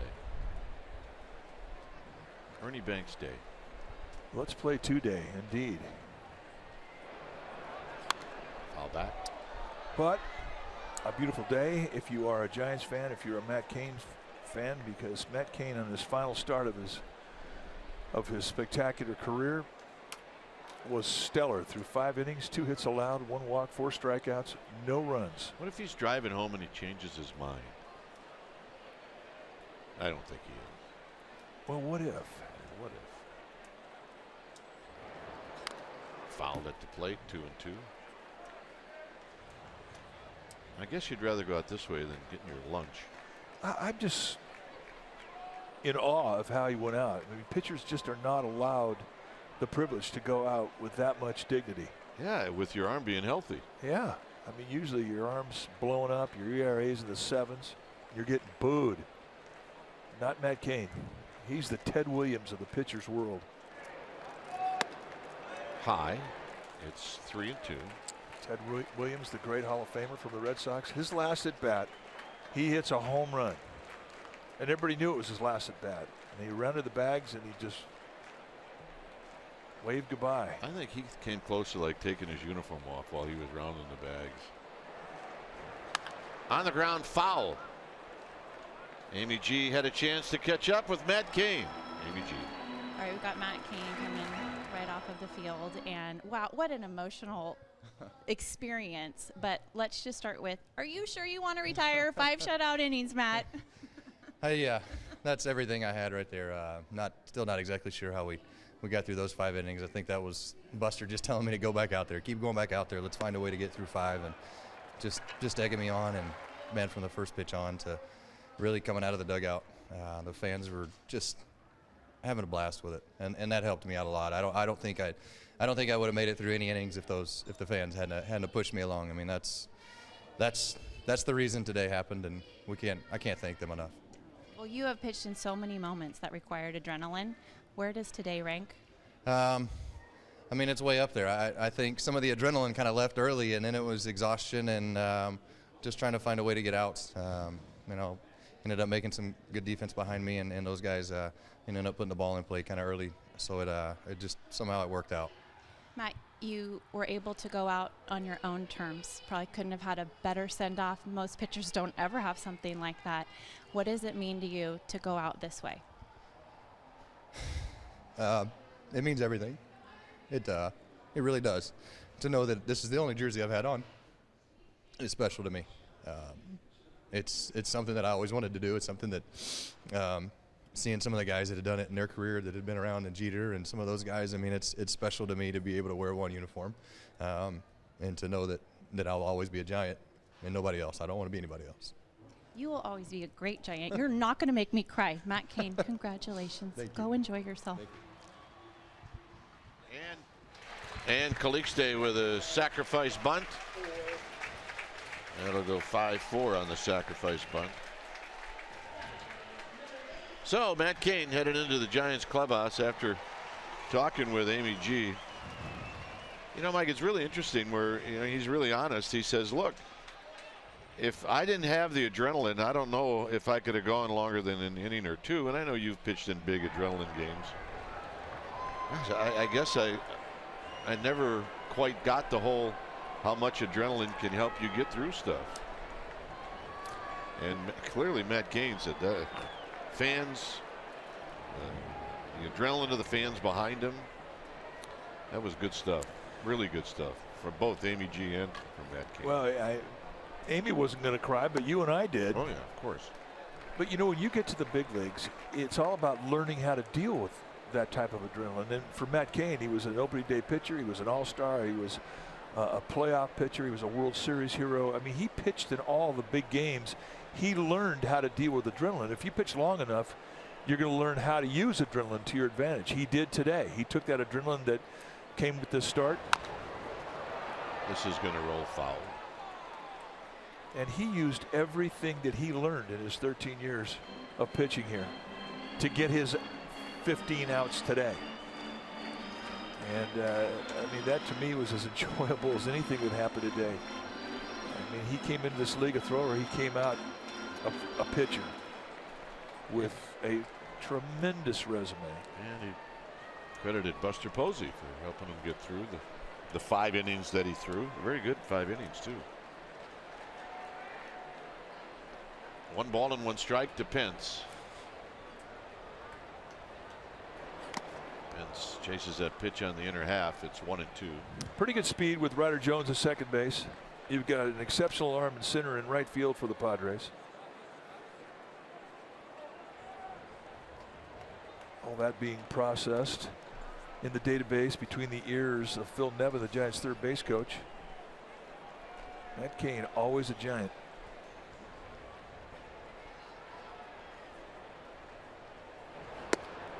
Two and 2.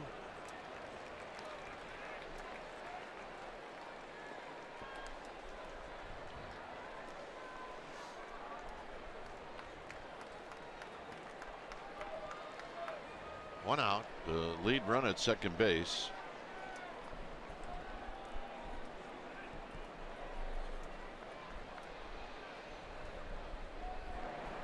Pence up the middle, and that's a base hit.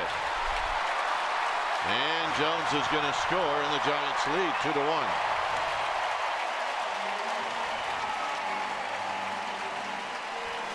Hunter Pence with the money hit. Going right back up the middle, which we've seen him do a lot here this month of September. And once again, Giants take the lead. Let's take a look at the pitch.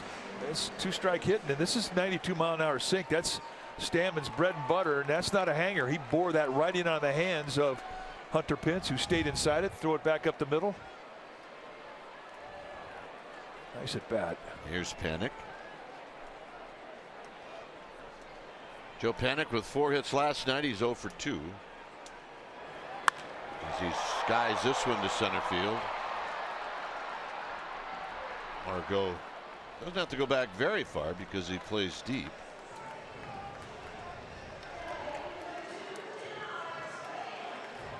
And here's Span.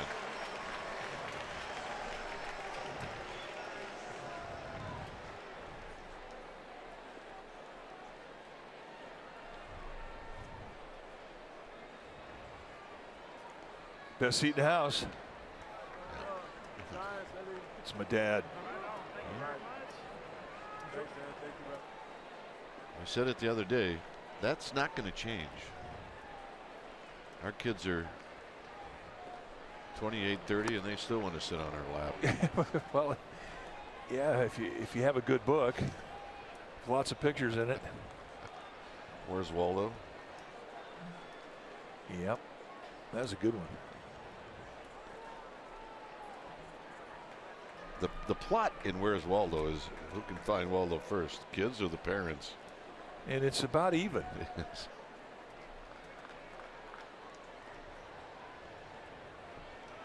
Pence started to go, put on the brakes. It's fouled. The best way to ruin a Where's Waldo book is to circle where Waldo is. Yeah, that kills the part. That just kills it. It's done.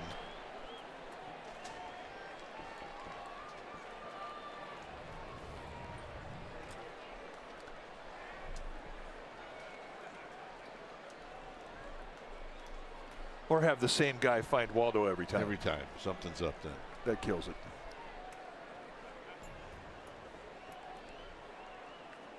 Oh, 2 pitch.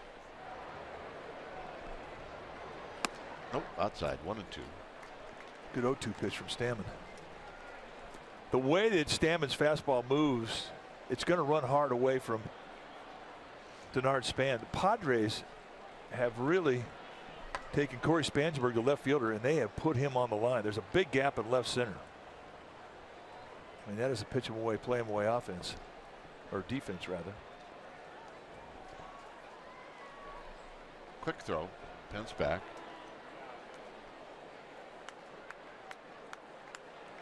Pence may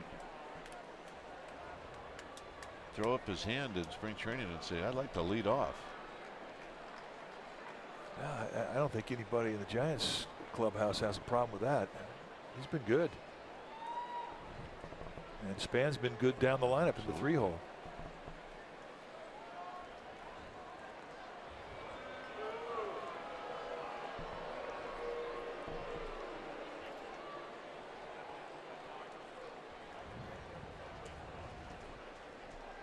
Buster Posey on deck. We're in the 7th.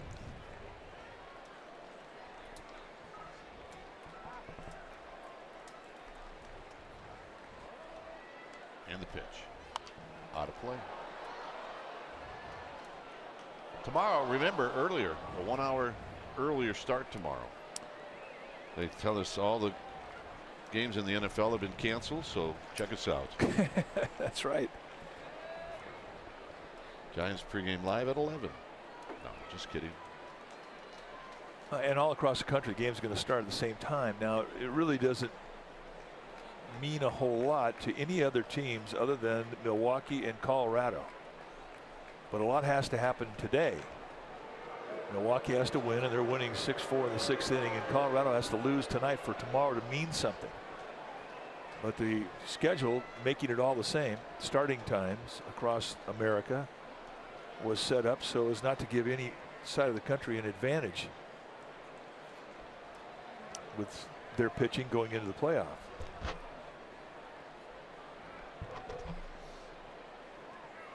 This man out of play. And just to further explain, if say 2 teams were involved in the wild card, and if the team on the West Coast played first, or the team on the East Coast played first, and they used their ace and got beat, well then the team in the West, they would have an advantage for the playoff, or the wild card playoff, because they could have saved their ace, having known what happened on the East Coast prior to the West Coast starting time. Well, the resolve is have every game start at the same time. That's what's going to happen tomorrow. Glad you explained that so well. I don't know if I did. No, you did. I'm just less confused. That's all. No, it makes perfect sense. And I think baseball probably had to learn the hard way. They did. And I think it's really a good rule. In fairness. The Giants really caught a break in 2014. Remember Garrett Cole for the Pirates pitched the last game, the Sunday game, and they needed to maybe get home field. I don't remember exactly what it was, but it was an important game for the Pirates, and they used him up. And he did not pitch in that 1-game playoff against the Giants.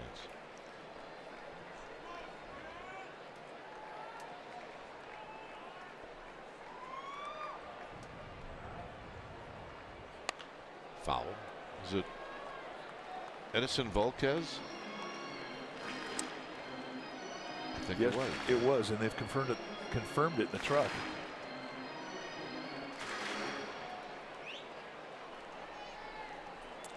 The 1-game wild card playoff is an incredibly intense game, but it really gets you in the mindset of the playoffs for the month of October. Because I mean, after 2 days of playoffs, 2 teams are going home. Yeah. Remember, Bumgarner's pitched both of them for the Giants. The Giants have won both of them. Pence goes, and a foul back. Stays at 2-2. You know, Joe Girardi, the Yankees manager, he was saying it just doesn't seem fair to me that you spend 6 months, play 162 games, and then your playoff experience gets down to 1 game. Yeah, probably right, but that's the way it is. But I love the fact that that is the way it is. Now, since they've had the wild card game, the Giants have never lost a game. I haven't sat there in the stands in Pittsburgh like they did in 2012. We didn't sit there in New York in 2014, or like last year. I beg your pardon. So I guess it was Pittsburgh in 2014. Right. New York last year.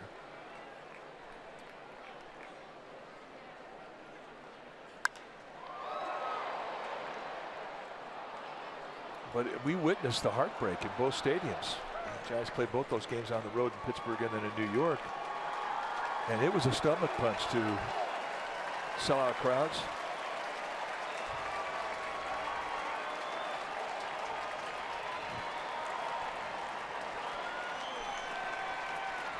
So fans getting into this Stammen at bat.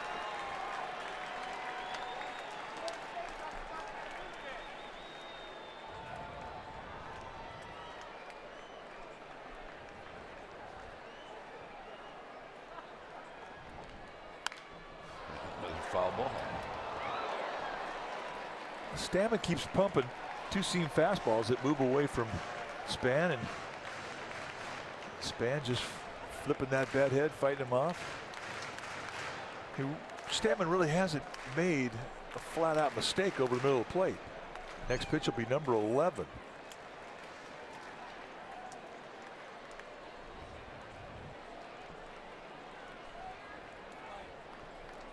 Number 11 it is. And it's 3-2. Now Pence will go no matter what.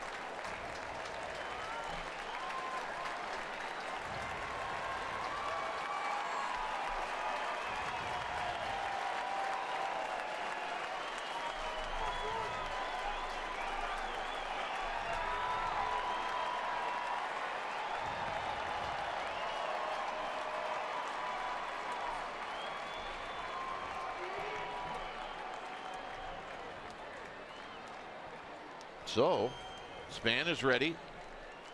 Pence will take off.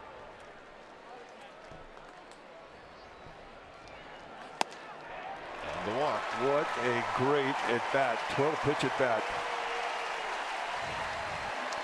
Well, tomorrow is Fan Appreciation Day. You can join us as the Giants take on the Padres at a special 12:05 start. So come out to the ballpark to experience some fun and have a chance to win some prizes. The grand prize, a 2018 Toyota Camry. Tickets always available. Go to sfgiants.com. So Span's great effort allows Posey to step in with a couple on.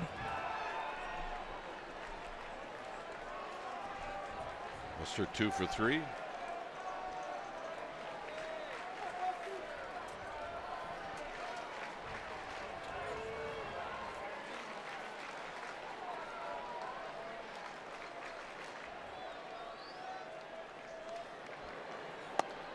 It's high. 1 ball and no strikes. Getting Posey in against Stammen is a good thing. With his inside out approach and Stammen sink has movement coming back into Posey. That's a good match for Buster. If you look at what he's done in lifetime, he's 6 for 10 with a double. And he's never struck out in those 10 at bats.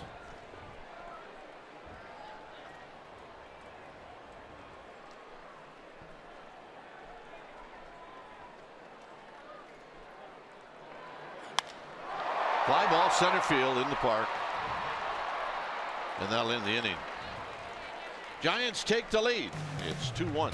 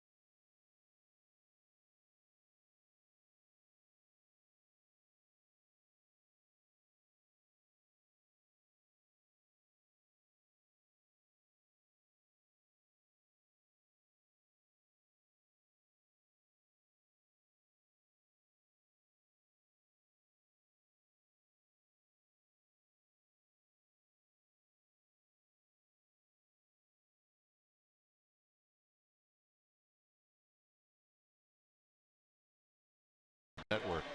Johnny Cueto, he's going to take the mound for the Giants. The season finale tomorrow. And it's been quite a different season for him as you check out the numbers.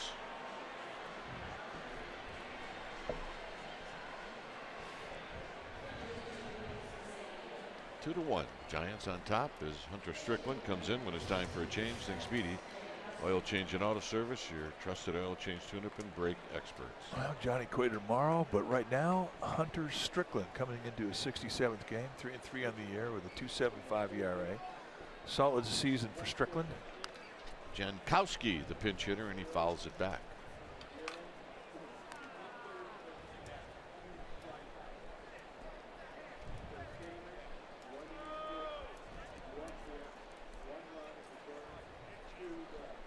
I think tomorrow we should be able to wear shorts to the park. Nah. No? Yeah, we had our chance in Arizona. Well, John wears them all the time. Well, John can pull them off. He's a Ford Frick winner. That's exactly right. We're a couple of Ford Frick losers.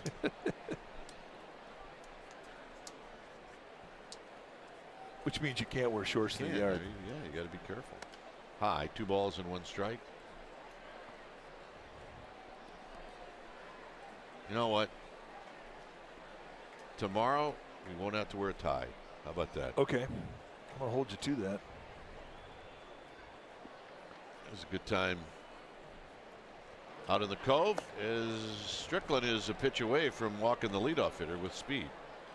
Not what you want to do with speed, as you point out.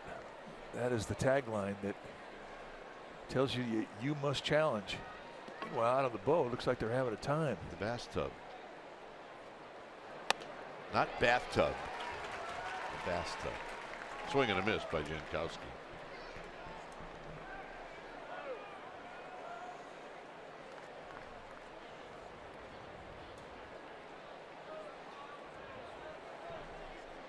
Three-two pitch.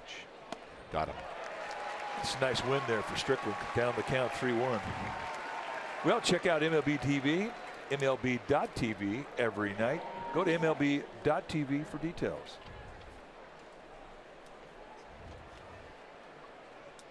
Yeah. I'm trying to figure out what this effort is all about. Easy, big fella with the flip-flops. That's how you break your toe. I've done it. Yeah. Here's Margot, takes a breaking ball for a strike. All right, it's the dinghy stress test. Oh. At some point, I'm telling you that one of those 4 guys, wherever they go, is going to either say or think this was not a great idea. Well, the engine starting to complain a little bit. Oh yeah. If you ever wondered what it was like on the Titanic, there you go. Pop up. Playable. Sandoval. 2 down. No, not a problem. They're running. They're off and running now.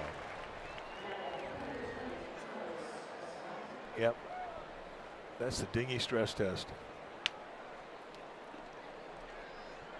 First wave they see, they're in trouble. I wasn't on the Giants cruise a gazillion years ago where Kevin Mitchell missed the boat. Yeah. And they brought him out to the boat in that thing. Yeah, they did. And Crawford is going to make an excellent effort. But Suaje just runs too well. Fun to watch, though. I mean, with Crawford's arm, you never really want to bet against it. Once this gets over the head of Ryder Jones, it was going to be Crawford to the bare hand. But as you point out, Suaje's speed just too much. Even if Ryder Jones catches that, he has no chance. So Crawford was the only chance. So here's Myers, really the guy you don't want to face. He homered in the 6th inning.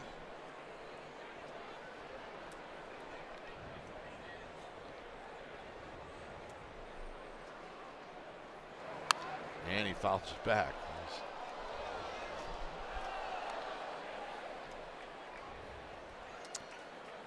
Yeah, Brandon Crawford is going to try to go for the Gold Glove one more time.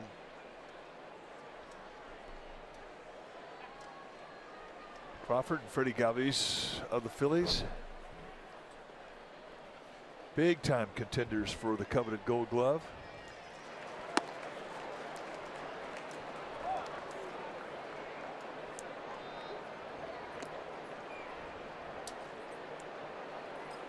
So we got a party. And which one's the birthday girl?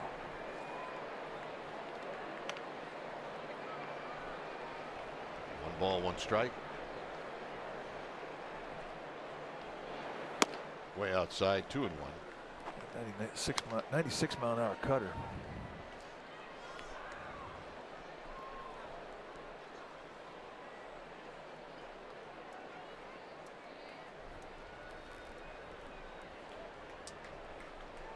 Straight away in the outfield. And that's respect. Tells you all about Will Myers as a hitter that you need to know. He hits the ball all over.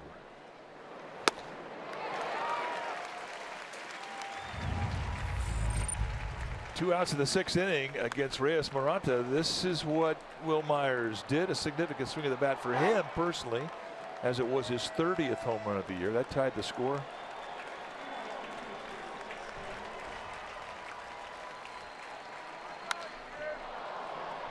Out to Triples Alley, and I mean way out to Triples Alley.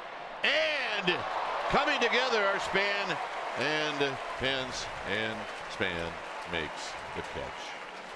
Hey, no worries, it's only a one-run game. Whew.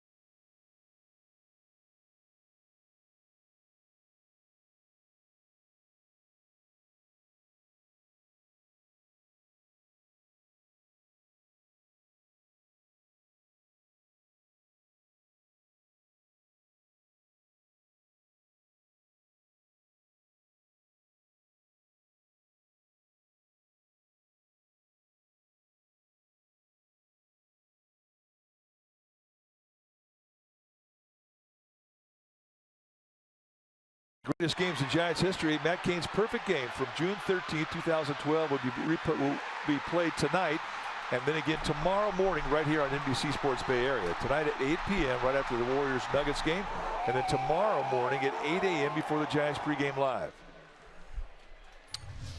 Buddy Bauman's the new pitcher, and he's facing Brandon Crawford here in the bottom of the 8th inning. So Bowman throws, and it's a pitch inside for a ball. When it's time for a change, think Speedy. Oil change and auto service, your trusted oil change tune-up and brake experts. Good numbers for Bowman in 22 games. Fastball, it's right around 90 with a slider and a changeup.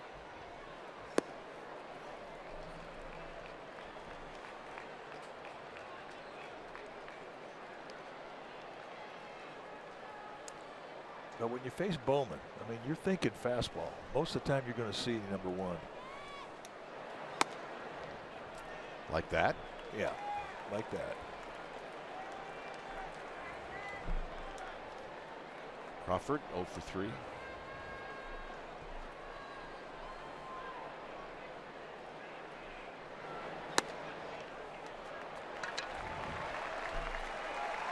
And a 4-pitch walk. Xfinity X1 customers say, show me the San Francisco Giants into your X1 voice remote and get live stats on your TV. Change the way you experience TV with Xfinity X1.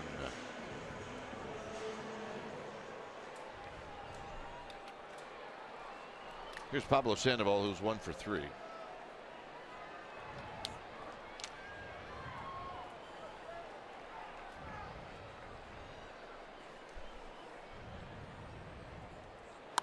Out of play and a foul.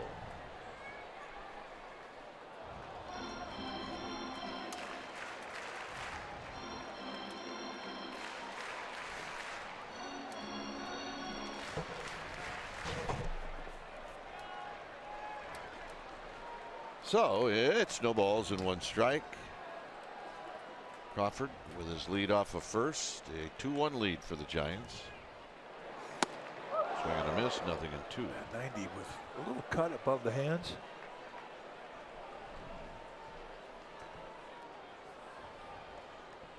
Spent some serious time on that mustache. Yep. It's kind of a sinister look. I don't know if we'll ever see another Raleigh Fingers, but that's an attempt.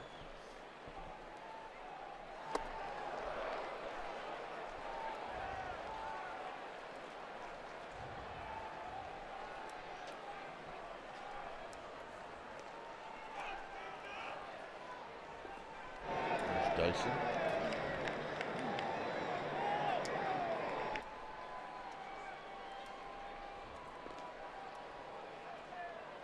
Sandoval strikes out.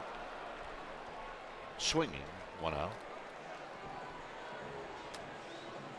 Here's Parker.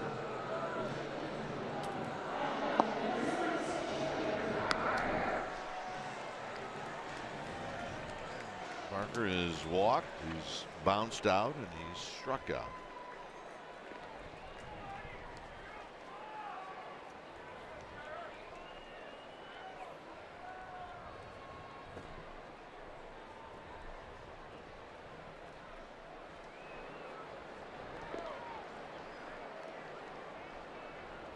Look out. Well, he had nowhere to go there. So they're trying to pitch him inside. No way was that intentional, but the Giants will take it. That's a 90-foot gift. And now they've had 2 this inning. And let's take a look at the fastball. Well, if you're going to take one, that's the best place to take one. I don't think you're going to get anybody to argue that. Get hit in the cheek. That's the best spot. Yeah, I like getting a flu shot.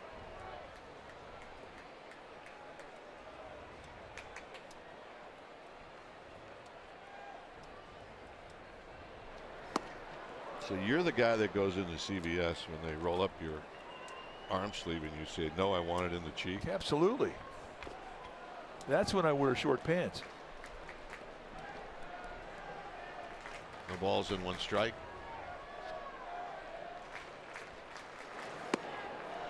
Nothing in 2.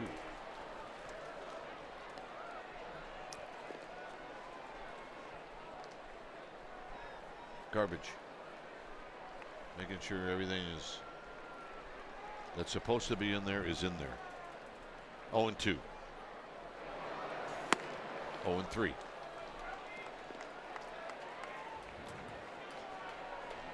So here's Tomlinson.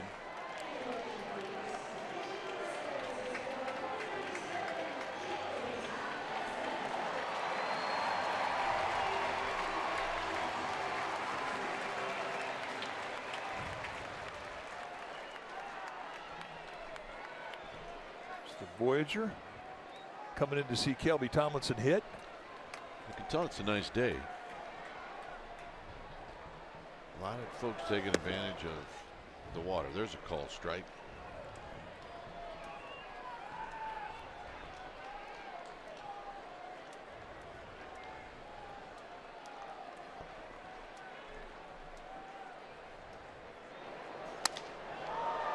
Tomlinson breaks his bat, and that's going to be out of play. So it's 0-2 and a new baseball bat. Now, Bowman, I mean, he's not a blazer if you look at the speed gun, but he's getting in tight to a lot of right-handed hitters.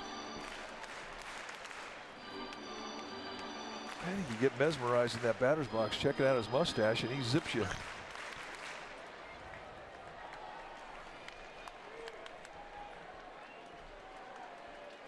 Kelby Tomlinson's not an easy guy to jam with a fastball.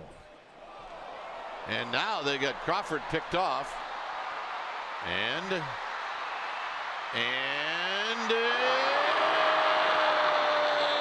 got him.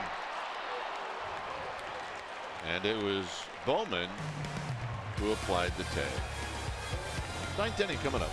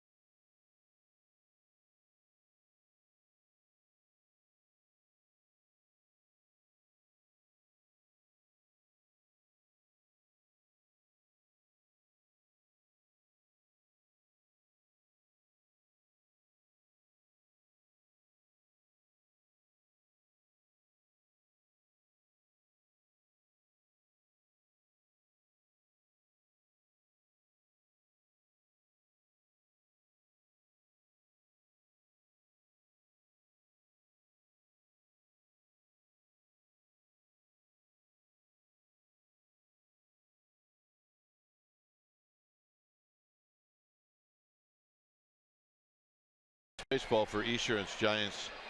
Post-game live. You get highlights, reaction, analysis. It's all coming up for a full hour right after the game. It's a 2-1 lead for the Giants. Sam Dyson is the new pitcher. When it's time for a change, think Speedy Oil Change and Auto Service. Your trusted oil change tune-up and brake experts. So Sam Dyson on board now to try and nail this one down for Bruce Bochy. For Dyson, it would be his 15th save of the year if he can get it done.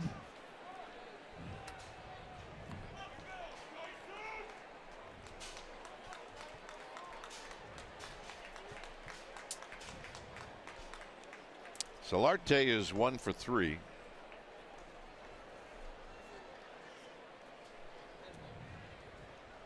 And the pitch, and there's a swing and a fly ball to left. Parker coming in. 1 pitch, 1 out.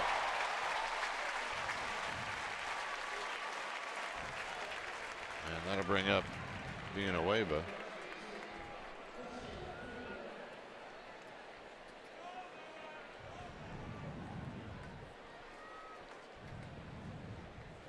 Villanueva has got the hat trick. He struck out 3 times. Kane got him twice, and Maranta got him once.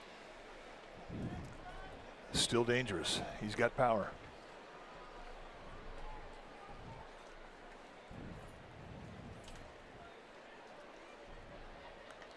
There's a strike.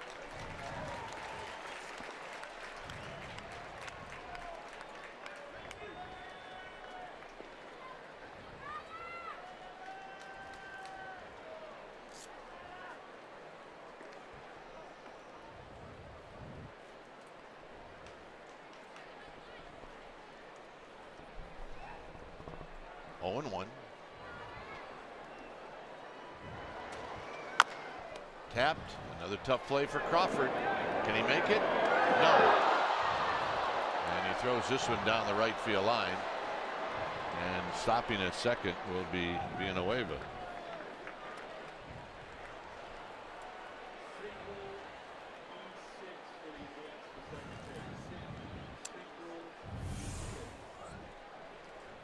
So it's going to be a single, an infield single, and an error on Crawford as he throws wide of Sandoval. Had it been more accurate, they would have had a chance to get him. But an awkward play and a break for the Padres. And they get a runner in scoring position here with 1 out. So here's Spangenberg.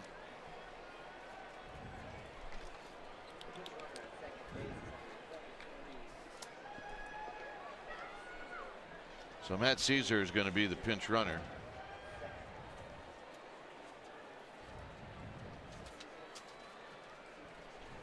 So here's Spangenberg, and he swings and fouls it at home plate.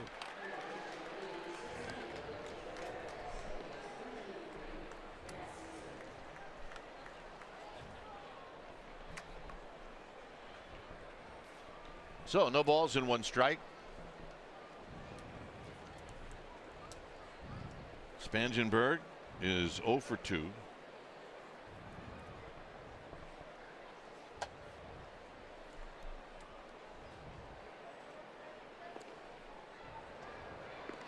And the pitch. And I believe he went around. He did. It's 0-2. Really pounding him in, huh? They're staying right on that side. First with 2-seam movement. This one had cut on it. And it totally bunched him up. And yes, you did go.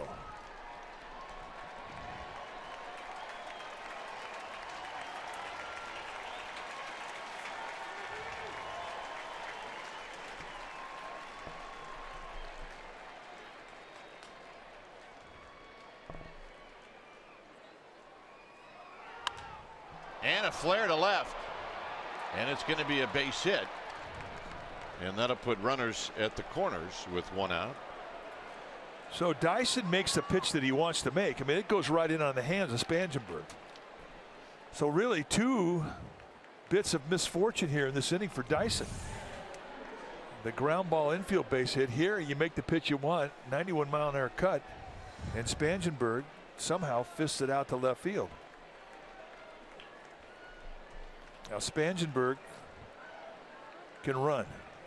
He can steal a base, and I would expect to see the Padres try and stay out of a double play situation by sending Spangenberg. They've really got nothing to lose.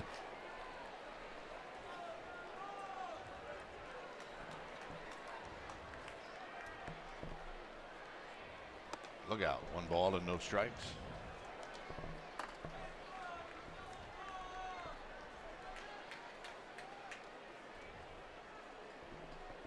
At third is Caesar.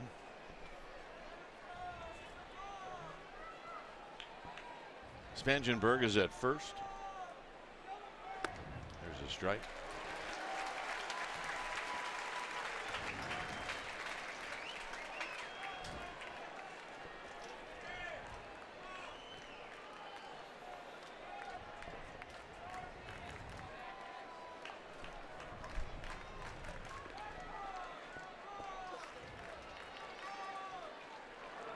Swing and a miss. 1-2. So now you go for the strikeout. He may go right back inside with that 95-mile-an-hour sink. I mean, in the eye of Renfroe, I mean, that looks like a left-handed cutter coming at you. Maybe even a slider. That's big movement coming in on you. He swung right over the top of that. Going right back in again.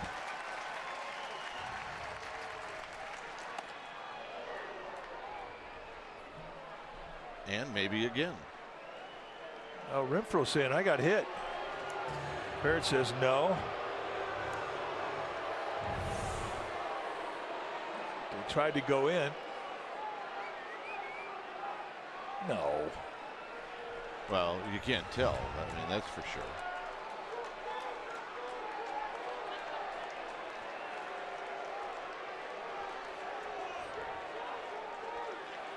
Now he's saying it hit him in the right arm, and you really couldn't tell. If it grazed him, maybe it did, but I was thinking about, did it hit the blouse of his jersey?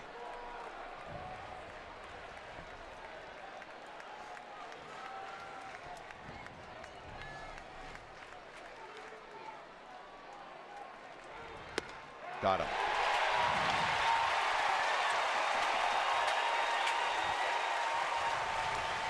Well, in, and then they painted him away. Yeah, and I wouldn't mess with Ted Barrett. I mean, that's a two-seamer in the outside part of the plate at 97. And there's the strikeout that he was pitching for, and he gets. You shouldn't stand at home plate pointing at your elbow. No, not to a veteran umpire.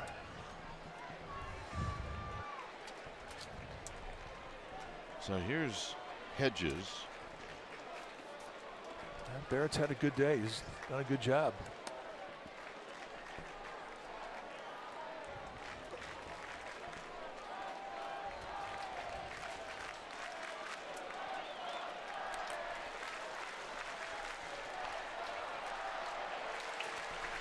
Hedges 0 for 3.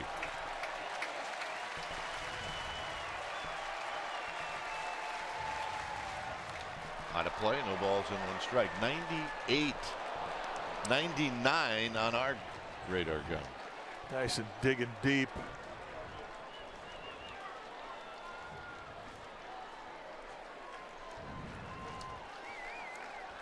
Nice to have reach back velocity where you can hit 98, 99.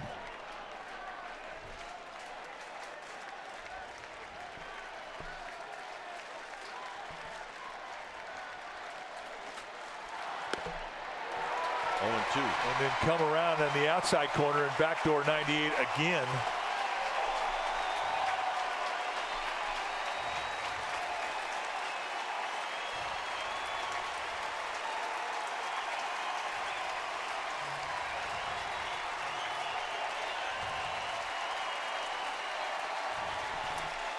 Oh, 2.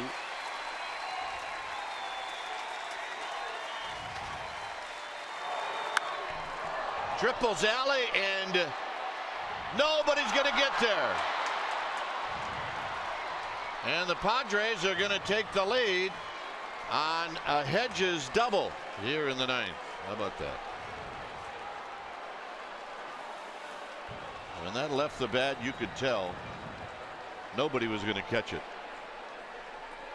2 strike, 2 out, and he comes at him with high velocity sink at 98, and Hedges, to his credit, stays inside it and then backspins it right over the head of Hunter Pence.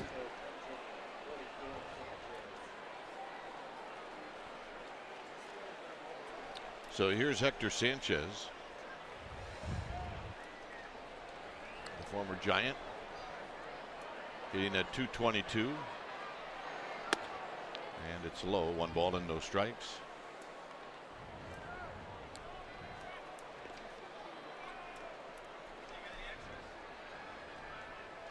One ball and no strikes.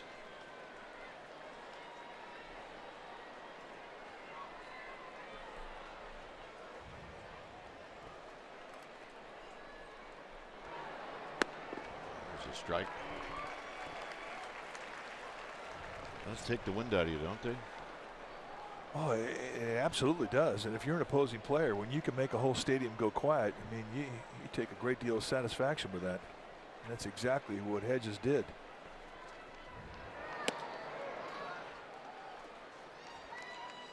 I'm sure Dyson, who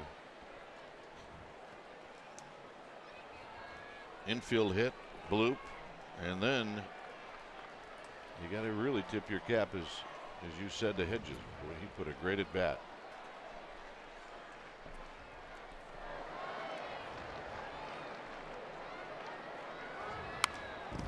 Swing 2-2.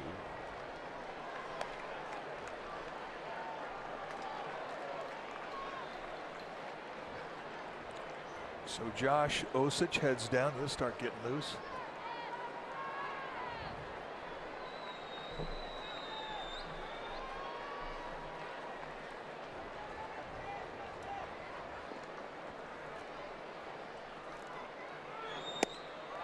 And that'll end the inning. Well, now the Giants have some work to do. It's 3-2 Padres.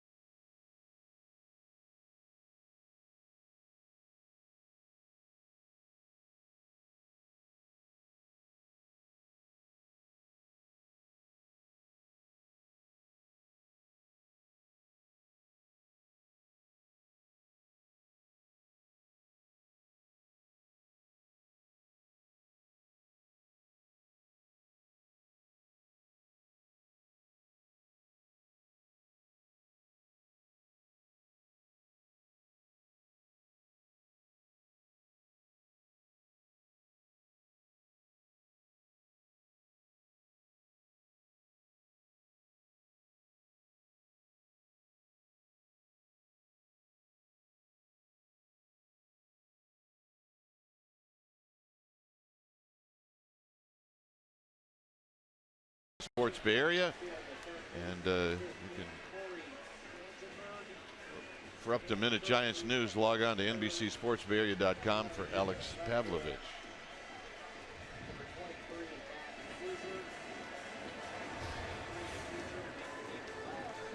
So there's your new pitcher, the closer. Brad Hand, 20 saves on the year. Remember, he didn't start the season out being the closer. He just picked up the assignment halfway into the year, and he's really cashed in on it. 103 strikeouts in 78 1/3. He's got a low to mid-90s fastball, curveball, slider, changeup, and he'll throw them. So Fedorovich is going to pinch hit, and then Pence, and then Panic and Span and Posey.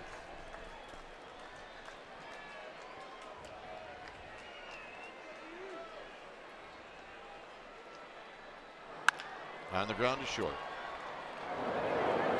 One pitch, one out. And here's Hunter Pence.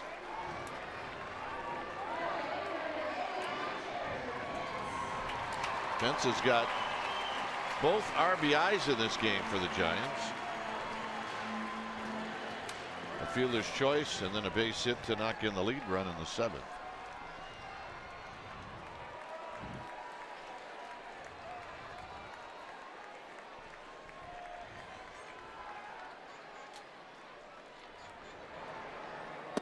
Pence takes low.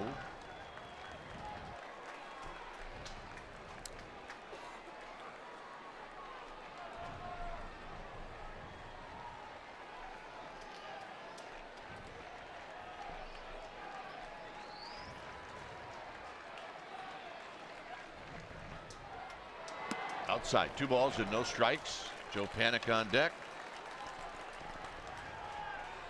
A 3-2 lead for the Padres.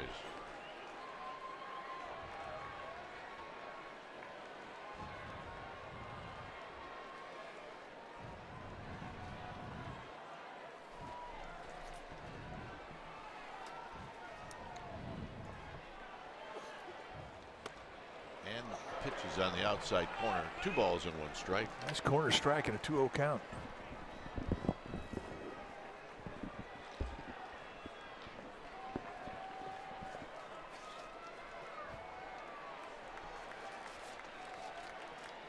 Hand to the plate. And that's high.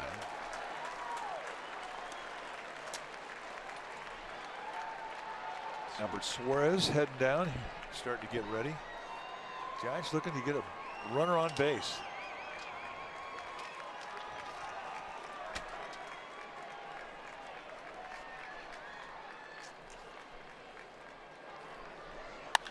Pence pops it up.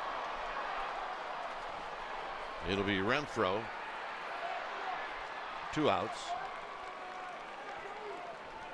And here's Panic.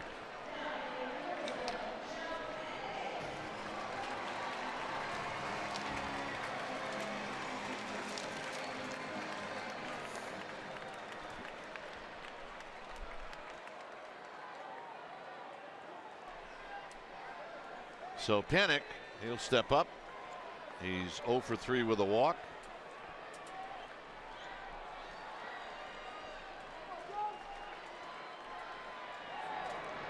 And it's just inside. 1 ball and no strikes.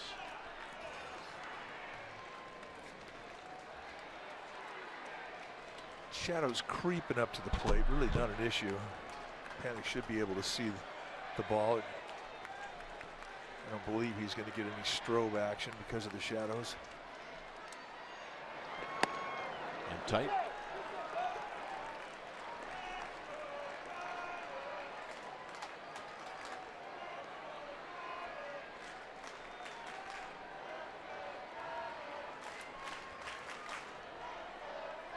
Count leverage for Joe Panic.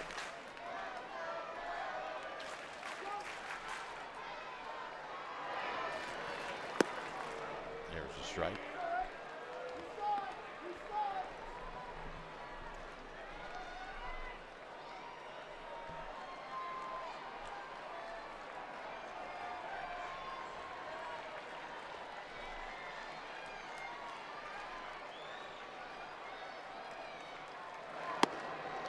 0-1. Same spot that Hunter Pence was in.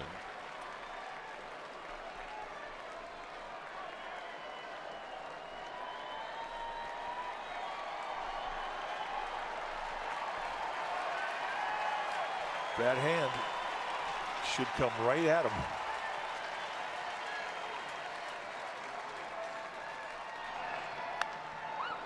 Panik trying to tie it up. It's 3-2. And that's what you're supposed to do.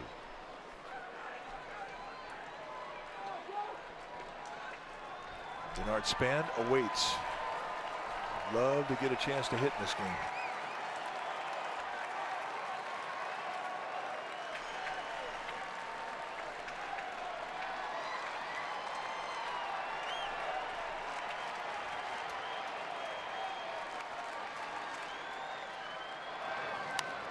Back. So hand just reaching back. That's a 96-mile-an-hour challenge across the belt.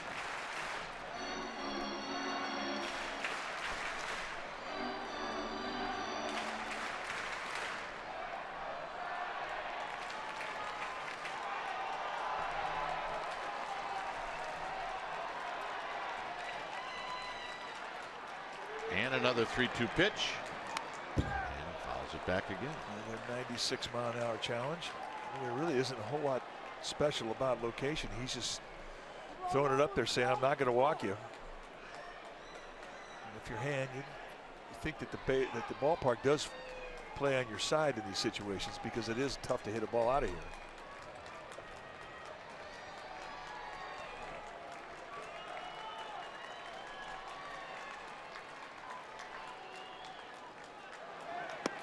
And that's the ball game. And a curveball to end it. So the Giants with the lead going to the 9th. That's the second time in the last 3 games where they've had the lead in the 9th. Only to watch the Giants drop this one